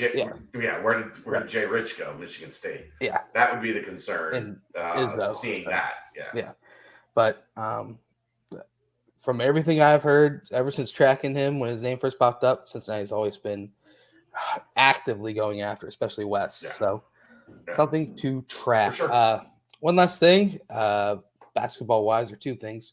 Real quick, Landers Nolly had himself a nice weekend at the G League Elite Camp, preparing for the NBA draft. He was just he was on fire from three. He can shoot. He can shoot. During a 3-point shoot-up challenge, maybe, or this might have been throughout the entire time. He hit 22. Wasn't in games. It was right. like a drill, like a station type deal. Yeah. Yep. Led everyone there, hitting 22 of 25 threes. I mean, 6'7", good length, hitting that many threes. You're going to get a couple of NBA teams to really, really give you a hard look. So that is correct. Yes. Yes. Aaron got that one too. A resounding yes. Last thing, Nasty Natty returning to action. Good to see. Hopefully a strong. Will be good to have Trey rocking with those guys this year. Oh yeah. Playing in Cincinnati, by the way. Yeah. Just like they did last year. But kinda. We'll have him back on again soon. And then I've already talked to Kevin, so cool. Those guys will be on again here shortly. Love it. So I guess they're going to be playing in Norwood. Yeah. From my or St. Bernard, depending on. St. Bernard's taxes suck. The people from Norwood don't want to be associated. They don't like that, so we'll just move it around. Yeah. Evanston, St. Bernard, Norwood. There we go. But yeah, hopefully another fun thing to track during the off season, and get that crew together, see what they can do. I know there's been a lot of other guys that weren't really listed on there that have mentioned they want to play too. I mean, it'd be wild to see a Lance Stevenson out there. If those guys were going to play, they would be on the roster. I know. I just think it's funny to see some names get tossed around. Don't give Ed any wild ideas. Ed is the one that's tweeting at SK, Gary, and Lance. And Lance every day. Don't give Ed any more juice than he already. I won't give him any more fuel. That car is already a locomotive. But he also only listens to like 5 minutes of the show and then bounces every episode. Yeah, so he's just here to comment like when the show starts. To troll, and then he's just here so he doesn't get fined. All right, real quick. Hey, don't work for me. I ain't finding them. Real quick, we will timestamp this one. He exited the affiliate program. Exit stage left, right? Anything more on the basketball side of things? Go. Quick Paper Supply, your local and family-owned restaurant supply company for all your non-food products. They service over 150 restaurants with weekly low minimum next-day deliveries, providing a wide range of food service products from to-go containers, cups, custom printed products, eco-friendly, and much more. They also have cleaning and restroom supplies for all your janitorial needs. Call Nick, 513-470-2029, and reference Bearcats for 20% off your first month of purchases. Yes. There we go. Yes. Yes. What is that from, Brent? Do you know? My guess would be wrestling. No. Okay. It was an old Saturday Night Live skit where they would be mimicking Johnny Carson and Ed McMahon. Okay. R.I.P. And Ed McMahon always agreed with everything Johnny said. So they'd have, I think Dana Carvey played Johnny Carson in those. I think that's right. And then Phil Hartman played Ed McMahon. It was definitely Phil Hartman. Yeah. Which so was why Johnny Carson would say something, and then Ed McMahon, yes. Yeah. Phil Hartman was Ed McMahon for sure. I just wasn't. I think it was Dana Carvey that played Johnny Carson. Makes sense. Johnny. Yes. Like it was always over exaggerated. It was very, very funny skits. Look them up. You'll enjoy it. Okay, I will. Yes. Yes. All right. Mailbag, Aaron. Yep. Mailbag. Let's do it. All right. Mailbag was kind of light. I'm going to refresh, and it's going to slow my computer down because that's what happens when I refresh 3 pages at once. You are correct, sir. But starting at the top, what were some of the IPF scope changes the new coaching regime asked for? That's the first question out of the football portion of the mailbag. I have no idea. I have not been privy to and I think we can get conversation. The next time we have Nico on or something of that sort. I think we can get to some of those questions where to find out what any of those guys. I mean, we don't ever get privy to John on this show. I'm saying here on this show we can ask, but John's usually on the other. I would say Nico maybe requested for a cooler full of Celsius, just nonstop full of Celsius. Right, Aaron? Yeah. Great flavor. That's his go-to. There you go. Grape's terrible. Grape everything is terrible. Beautiful. Right now, which team do you believe will have the higher win percentage for their next upcoming season, football or men's basketball? I think we still don't know what we have with the basketball roster, right? I mean, we got to see what exemptions are with like uplifted or held through. Like we don't know what we have an idea of what the roster looks like, but we don't know if they're going to let them play. That's an interesting one. Let's see here. So, like, take the Big 12 for example. Last year, like let's say West Virginia, right? They were 19-15, so that win percentage roughly would be like going 7-5 in the regular season for football. So it's about 56%. Yeah. So I don't know. Ryan, what do you think? 7 of 12 would be 58%. I think basketball is going to have a higher percentage. Yeah. I'm kind of there with them. Obviously, it'll be if they can get things rolling in the out of conference, you can stack wins in the non-conference, and then just get some good wins here and there in the Big 12 play, and then all of a sudden you're right there win percentage wise higher, where there's not as much room for error on the football side of things. John, I think we're all with you. If we get Aziz, we like the hoops roster, and I think we're all there with you. But it's again, if Jameel Reynolds and Aziz are eligible immediately or not. You know what my kitchen smells like? Burnt chocolate chip cookies. No. Those things are going to be hockey pucks in like 3 minutes. You just better eat them. I told him you better eat them now because they're not going to be edible the minute that air cools them off any at all. They do know that dogs can't have chocolate, right? Yeah. All right. I know that there was an orange juice incident. I just want to make sure there was not a chocolate. The orange juice got cleaned up, but yeah, there was a spit take. It's going to be a long night. Name 2 things on offense and 2 things on defense that would have to happen in order for the Bearcats to go 9-3, or is there just no scenario whatsoever that 9-3 can happen this year? Ryan, what you got? Emory Jones have to throw for 3,800 and rush for 800.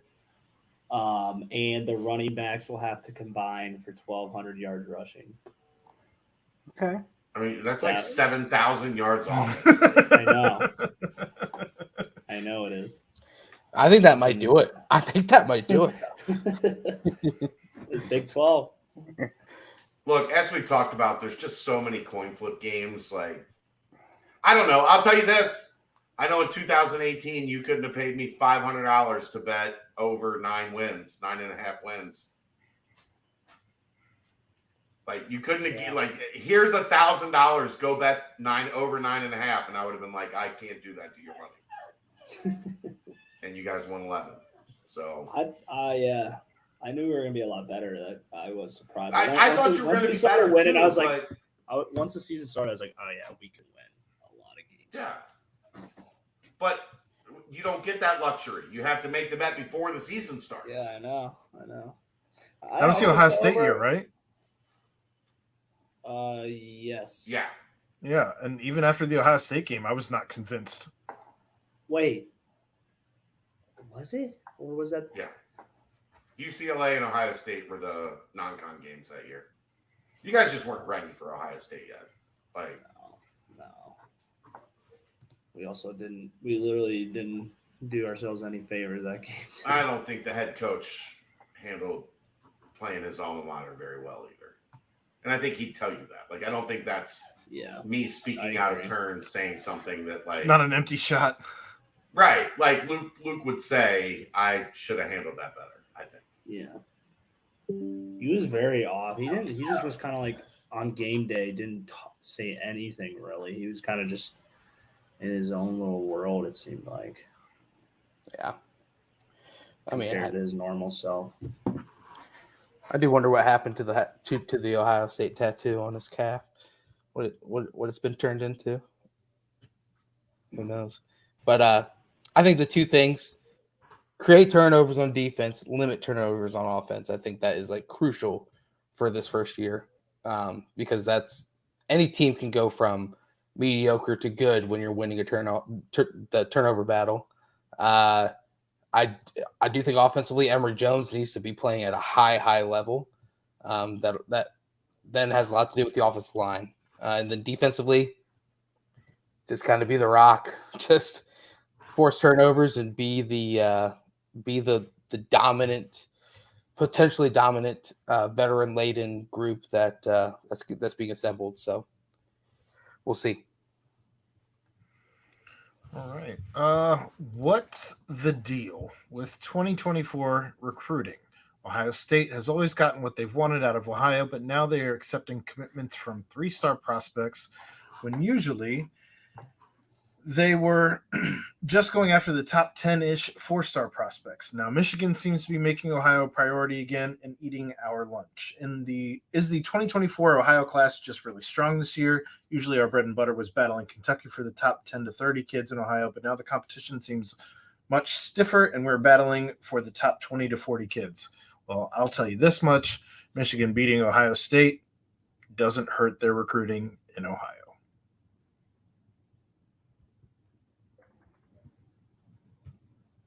Were you talking about this? 124 Ohio recruiting. I mean, I feel like that doesn't really concern on us. You know, it's basically just Michigan and Ohio State flipping spots almost in terms of that. Is that what he's trying to get at? I don't know. I mean, I guess. Sorry. I think what is being talked about is generally Ohio State has not been recruiting out of like the top 7 in Ohio. Like they take whatever their pick of the top kids happens to be, they take them and then they keep it moving and recruit nationally. They have been a little bit more open in this class to recruit outside of that window. I'm curious to see. There's a chance it's potentially a couple of things. One, there's not the number of guys at the top of this class in Ohio that are normally there for them to just take. And then Michigan is coming in and winning a couple of those battles as well. So you wonder, are they having to kind of fill? I'm guessing they basically have like a number in Ohio that they want to hit so that they can keep those ties. The pipeline. The pipeline kind of rolling. Are they just not able to, is the top 7 either A, not good enough, or B, they're losing a couple of those guys, so they're having to go a little farther down their list in Ohio. The other question I wonder, and this is just me talking out loud, there is not really a great scouting presence in Ohio right now in terms of like somebody working for one of Rivals or 24/7 or On 3 or whatever it may be, that has like Bill Green was kind of always that guy. And Bill's kind of out of the game now. He's in, kind of retirement. He's still doing some work for an independent site, but like nobody's really stepped into that void. And what is the impact of not having that guy in the room that knows every kid in Ohio? Like 3-4 years ago, I used to be able to call Bill.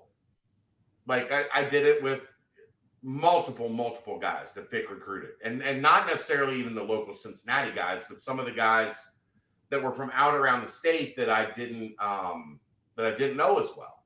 And he would be straight up with me, like, this kid, he's underrated. Like, he needs to be 3 points higher than what he is right now. This kid's 4 points too high. Like, we have him as an 88. I think he's probably an 85 or an 84 or whatever the case may be. So I wonder how much impact that has, not having that one guy that is able to kind of set the tone for the state in terms of what goes out publicly. Because that could also mean that the scouting sites are just not as on top of things as they should be when it comes to rating Ohio.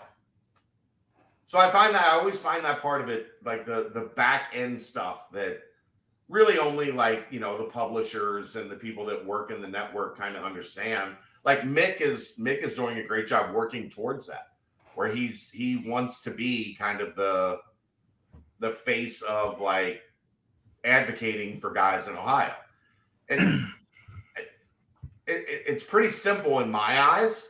Like when you don't have, if the state doesn't have somebody standing on the table for the kids that they feel are undervalued, or the kids, whatever, then maybe the ratings are off because there's not somebody that is really, dialed in tune with, a coach from a state power that says, hey, I got this Ivan Pace dude.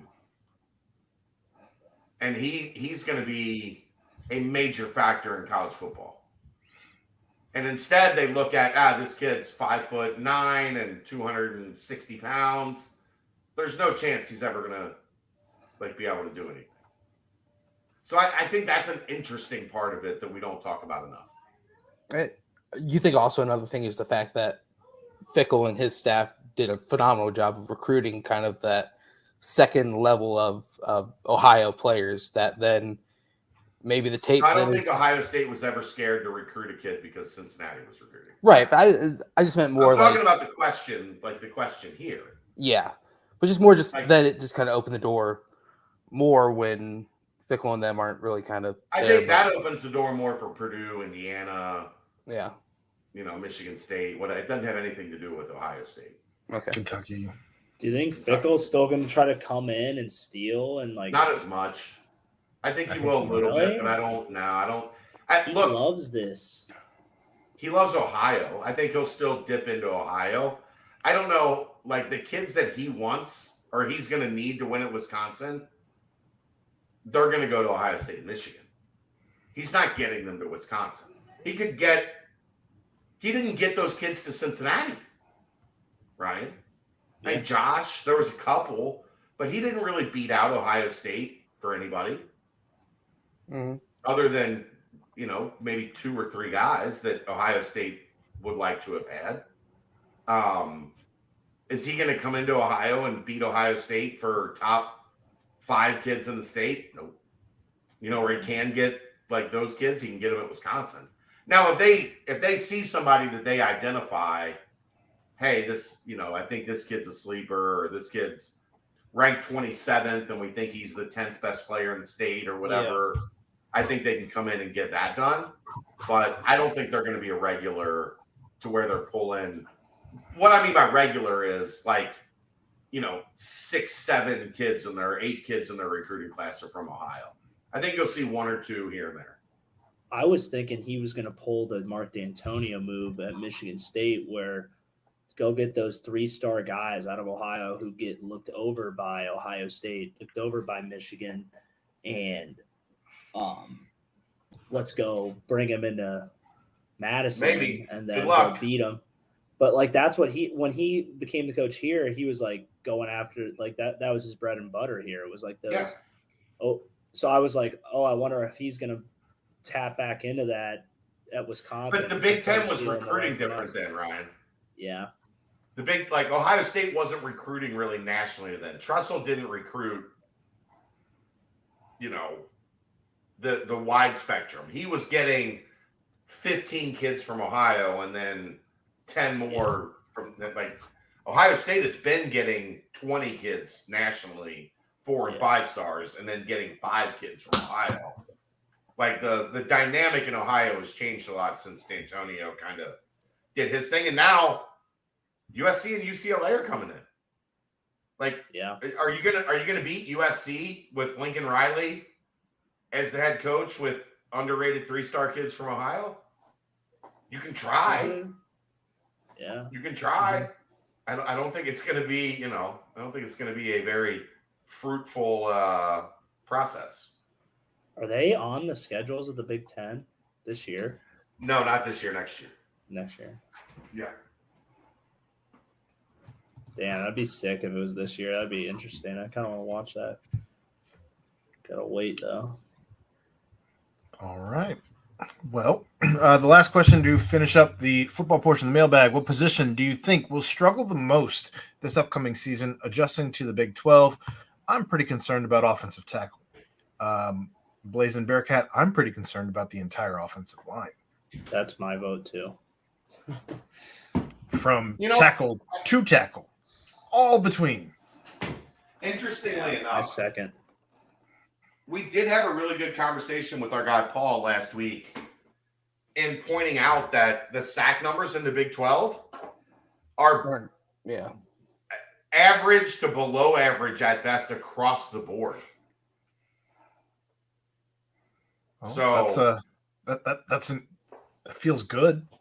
Right. That could be beneficial to Cincinnati, that it's just not a league that generates a lot of pressure on the quarterback. I wonder how much of that is because it's a league that passes so much. Like you have to cover. You can't just plow up the field or else, they're going over the top. Corners, D1 ready. Yeah. D1 ready. I mean, yeah. I think that's where if your defensive line is truly as deep as Cincinnati's is, and you can rotate them out as much as we've seen coaches in the past do. What we talked about, Aaron, too, is the fact that so far to this point, they're not a group that has shown tremendous pass rush. They've shown to be able to get up the field and move the pocket, but they have not shown like massive sack numbers outside of Majek.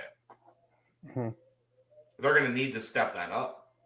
You've also not had a staff in place like this staff that's as aggressive as far as defense goes. So Marcus was, Freeman was, Tressel was not.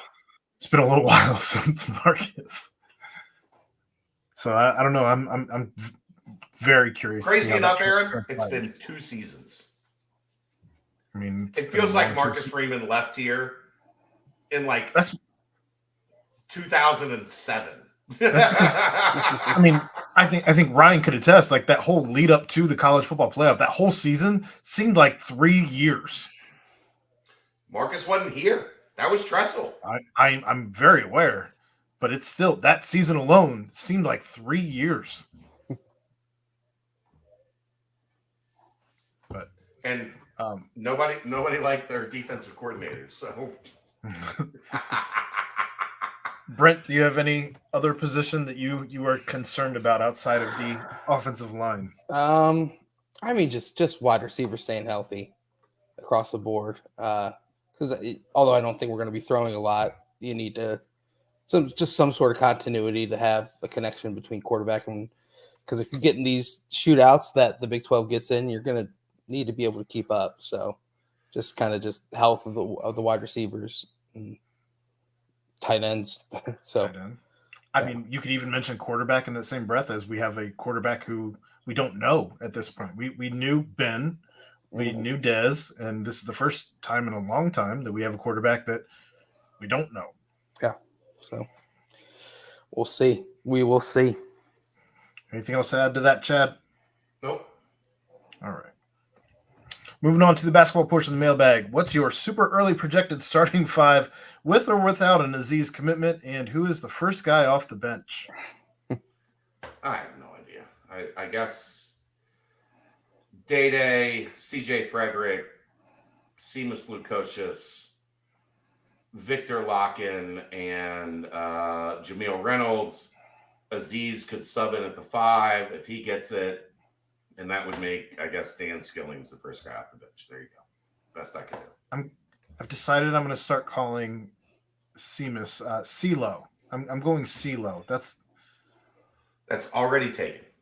It's fine. It's spelled differently. You're welcome. It's spelled Silo, but it's not that. Then call him Silo. Nope. It's what not about his name? CeeLo? Brent, would you change anything there? Yeah, that would be the starting 5. I agree. What Chad said. So what is the pecking order for average minutes played per game, 1 through 8? Do not include Aziz in the ranking. I hate you guys so much. These are things you think about that I will never, ever, ever. There is never a point in the offseason that I am like, I need to sit down and figure out the average minutes played per game. I just don't. Well, my brain doesn't work like that. And depending if it's a blowout, I mean, who knows what's going on? I'm tapping out on this one. You guys have fun with it. Games 1 through 8. I don't. Minutes per game 1 through 8. I'd have to really look into it. And I need to know who we're playing games 1 through 8. I just want Ryan's opinion. No. He's not saying games 1 through 8. He's saying roster spots 1 through 8. We don't know who roster spots 1 through 8 are. Oscar Robinson. They're playing what? Robertson. What did I say? Robinson. Oh shit! There you have That'll it. get you in a lot of trouble around here. I know. But that's my 2 cents.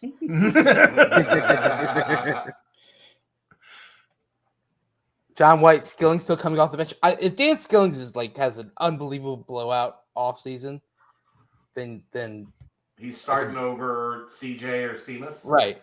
That's what I'm saying. It's like it's a good problem to have.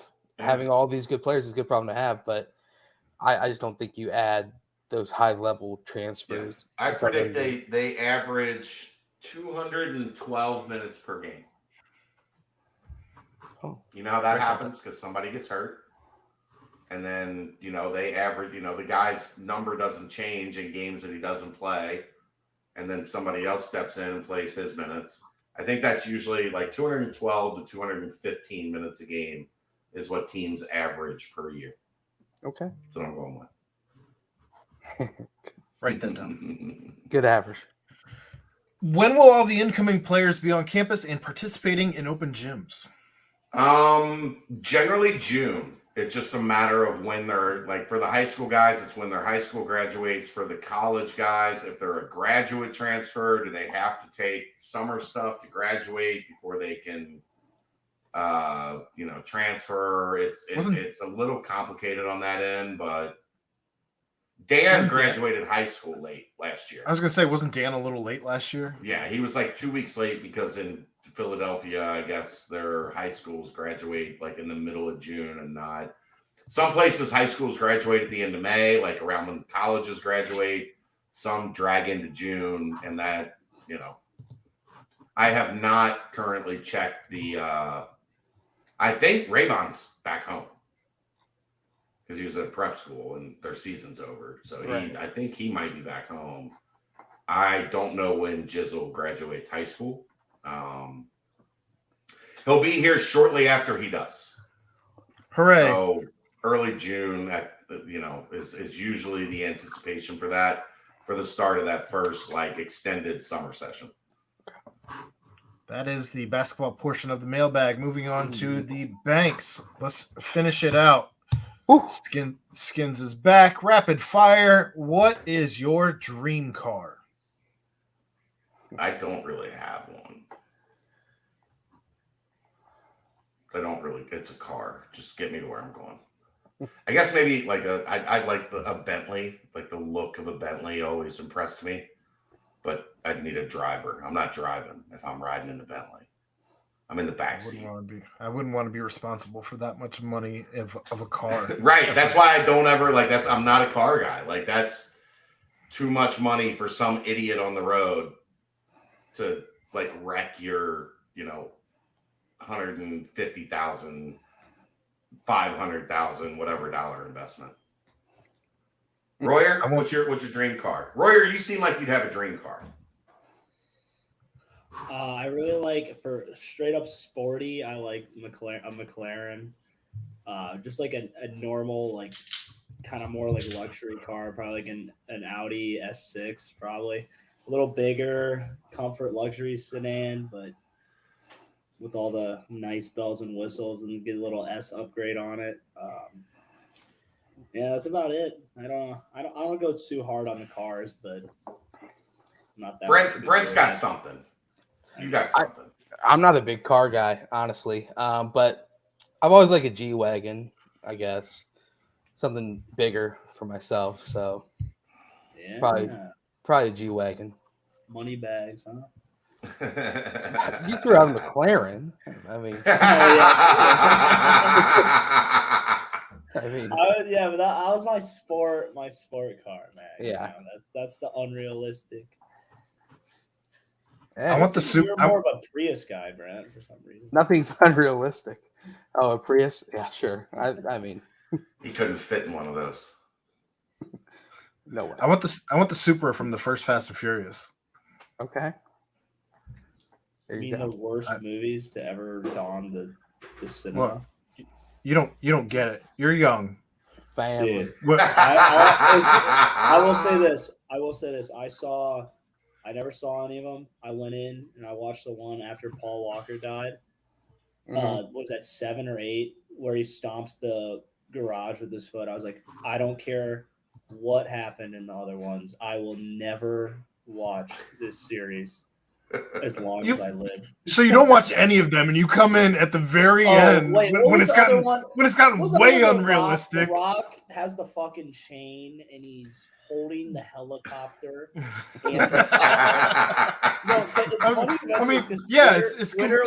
you see the thread? It's completely unrealistic. I'm totally okay admitting that. But the first Fast and Furious movie was before they had jumped the shark, and that one had 2 excellent cars, and one was that Supra, and that's the one. So they're crazy. You're making me feel bad. I'm stopping on your show now. Look, I mean, I'm just saying, when you've come from the best CGI ever being Jurassic Park, and now looking where movies are, Jesus Christ, we have come a long way. True. To a fault, though, in some. Here we go. This is now it gets good. Which Mario Kart character do you pick? I'm a Toad guy. What's the turtle? The Koopa? Yoshi? The Koopa Troopa? Yoshi. Koopa? I'm a Yoshi guy. Yeah. He's not a turtle. He's like a dragon thing. I don't know. He's got the long neck, like whatever. Yeah, I'm a Yoshi guy. Like that. Ryan, who's yours? You look like Bowser. You kind of look like Bowser. I was playing Wario, I'm gonna win. You're right. He's more Wario than Bowser. I see Wario in there. I'm gonna win. I was Donkey Kong. We were playing a little Bearcat kart when I was in DC with my buddy. Mm-hmm. For old time's sake. I think I was Donkey Kong then. I actually, I haven't, my Switch was in the garage from the move. I haven't touched it in like a year and a half. And now the new Zelda's out. So I'm racking hours on Tears of the Kingdom. Yeah, dude, I saw it was a perfect score. It's so good. It's so fucking good. Don't worry, that's the next question, Chad. Save it. I know. Save it. But when I was loading up my Switch, I saw Mario Kart, and I was like, I might have to. When I need a little break from Tears of the Kingdom from the 1,000 hours I put into the game over the next 2 years. I might need to play a little Mario Kart. God, we got to work on rapid fire. I like Chad. I like to use Yoshi sometimes, but I actually like Diddy Kong. Little Diddy Kong. There's a Diddy Kong racing game too. He's fast. I like speed. Yeah. Aaron, your Diddy. Toad's pretty fast too. Toad's all He's from Indiana, so a little Diddy makes sense. Little Diddy, but oh God. What's worse, marrying into a family that does 5K runs on holidays, or having to spend every holiday in Erie, Pennsylvania? You can get out of one. Right. The 5K thing, you're just like, see ya. Go run your 5K. I'll be here. Like my workaround for that would be I'll be home making a meal for everybody when you guys get done. Come back and we can eat. But I'm not going to except they've been up since 4:30. Are they even awake? Just load that bitch up with tryptophan and turn on football. You're good. Yeah, the Thanksgiving 5K, you're that's not a sane person. Find somebody else. If that's what they're into, find somebody else. Erie, Pennsylvania sounds awful. Awful. Agreed. Awful. I don't want to do that ever. Under any circumstances. If that's another question coming from Skin's life, I just wonder what life decisions he's made. Man, terrible. Man, terrible. No wonder he was trying to kill me all the time. Yeah. Goodness. All right. Which Hogwarts house would each of you be sorted into? I have never watched Harry Potter. I don't know anything about this. I second Brent? I think I'd be in Gryffindor, no doubt. I think. I mean, Aaron, am I in this alone? Look, no, I bought the game. I have the new game that came out a couple months ago. I was a Ravenclaw. Ravenclaw, okay, sure, that works. That works. Ryan, you have no idea anything about Harry Potter? Man, which house would have the guy that sticks his head into a fan? Chad's a Slytherin. Chad, you'd be Slytherin. That's fine. Is that the bad guy? I'd be the bad guy. Is that? No, they're the cunt. They win a lot, but they. What did you say, Brad? What? Did you... No, I was going with cunning was the word, but they're cunning. Yeah. No, Slytherin's a good house. You'll be in there with Lucius and Draco Malfoy. I said cunning for all of you people trying to. Whoa, easy. Relax. Cunning. But no, I think we would all be in Gryffindor together. How about that? There you go. That's Brent's ready to move on. And the last question. No, I made it the last question, so I could just tap out and finish my beer here, and we could all go on about our evening. Would love to know Chad's thoughts on Tears of the Kingdom thus far, and hear if there are any video games anyone else in the crew is into. It's massive. I'm kind of overwhelmed. So that's what she said. Yeah, that's exactly what she said. There is so much to it. It's 2.3 times. I thought the open world in Breath of the Wild. You were not helping yourself. I know. I thought Breath of the Wild was almost like the open world portion of it was almost too overwhelming when you're trying to grasp all the stuff you had to do. And this is 2.3 times larger than Breath of the Wild because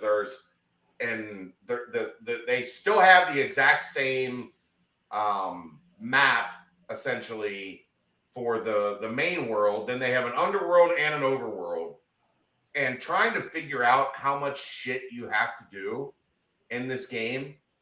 And I've got a puppy, I've got a 12-year-old. She's got 3 friends over tonight. I'm not able to just sit and play. So I get to play in 60-minute spurts. Okay, the puppy is taking a nap. I can play for 60 minutes. And then, the kid's coming home from school and the puppy's going to wake up and life is going to get crazy again. So I haven't really been able to dive into it yet. It's incredible. but it is so like, oh my God, how am I going to get through all this? Like, how am I ever going to have a chance to complete this game?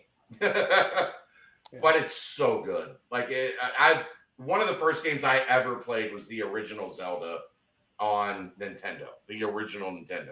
That's how fucking old I am. So I've always been diehard Zelda. Same. And it is a must. Like, I have to play this game. But it's going to kill me trying to find time, because you need, like, each little thing you need to do. Like, I started with one of the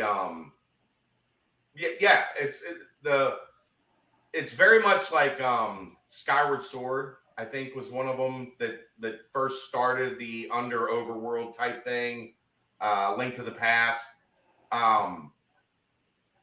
But you need like a 4-hour window to just do one segment of like the story. And I have like 1 hour, 90-minute windows. So I get through like this much of it, and then I have to put it down and go do dad stuff or, whatever. And then when you come back, you're like, oh shit. Like, now I got to remember all the stuff that I did 6 hours ago or 2 days ago, whatever the case may be. Yep. Original Zelda, original Zelda, Excite Bike. We talked about this. I loved the original Excite Bike. If you can ever catch that, Royer, you used to get to make your own like bike, like motorbike courses. Awesome shit. But it's amazing. The depth of the story and the visuals in the game are incredible. The gameplay is incredible. The way that they changed it to make it completely different from Breath of the Wild, with like having to merge the weapons, and you'll understand if you played it. But so far, I mean, it came out Friday, so we're 4 days in. I'm hooked. I just don't know when the hell I'm gonna ever really have the time to actually like sit down and play it until we get to like, I don't know. You got to be a late night gamer, man. I have to get up. The puppy starts whining at 6:45 in the morning, so I have to get up and take care of the puppy and deal with the puppy. How bad do you want it, Chad? How bad do you want to be a Zelda player? You got to want bad enough that I was up until like 2:00 in the morning last night, and also up at 6:55 this morning to take care of the puppy. That's right. And then, but see, here's the thing, Ryan. If I would have gone to bed and then got up with the puppy, I would have been awake enough to play Zelda in the morning, because she's a puppy. So she like runs around for 30 minutes and then she sleeps for 2 hours. But instead, I stayed up late and played the game.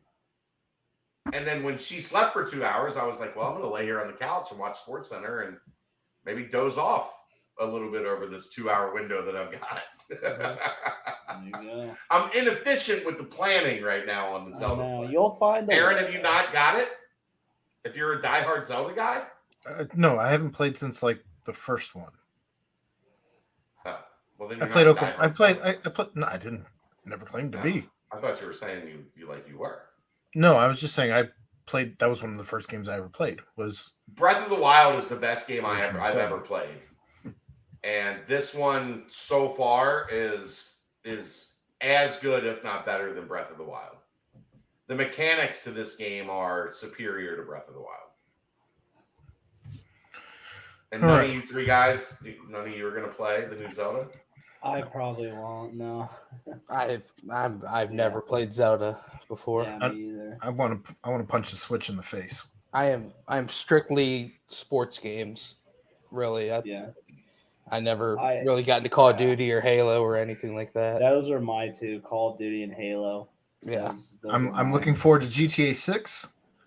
Well, yeah, I'll play the hell out of that. That's when I'll stop playing Zelda, is when GTA 6 comes out.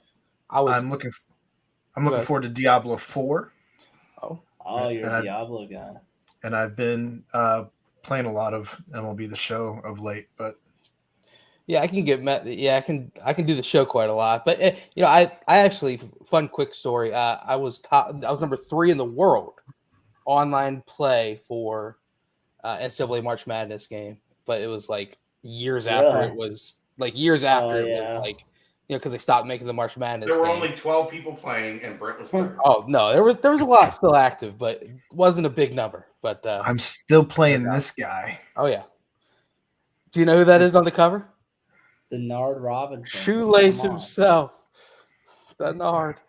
Killed Luke Fickle. I've got the PS3 hooked up. That's the only thing hooked up to this Luke TV Fickle down here. Killer. Denard Robinson.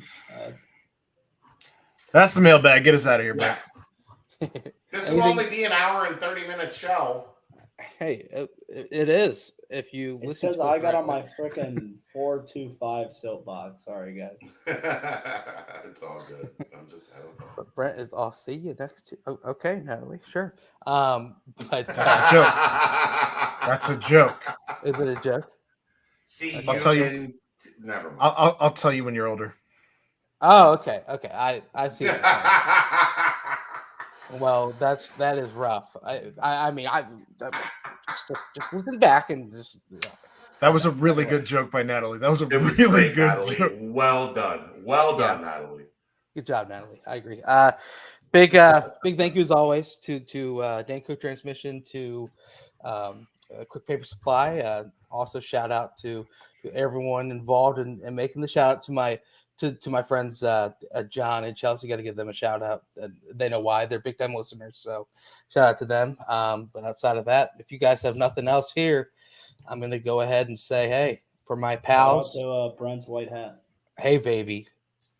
Say what you will. See you next Tuesday, right? But anyway, see you next Monday. That would have been the joke. See you next Monday. I agree. Oh my gosh! But for my guys, pals, Aaron Smith, Chad Brendel, and Ryan Royer, I am Brent Young. Yet again, have another fantastic week. A great BBP presented by BearcatJournal.com. See you next Tuesday.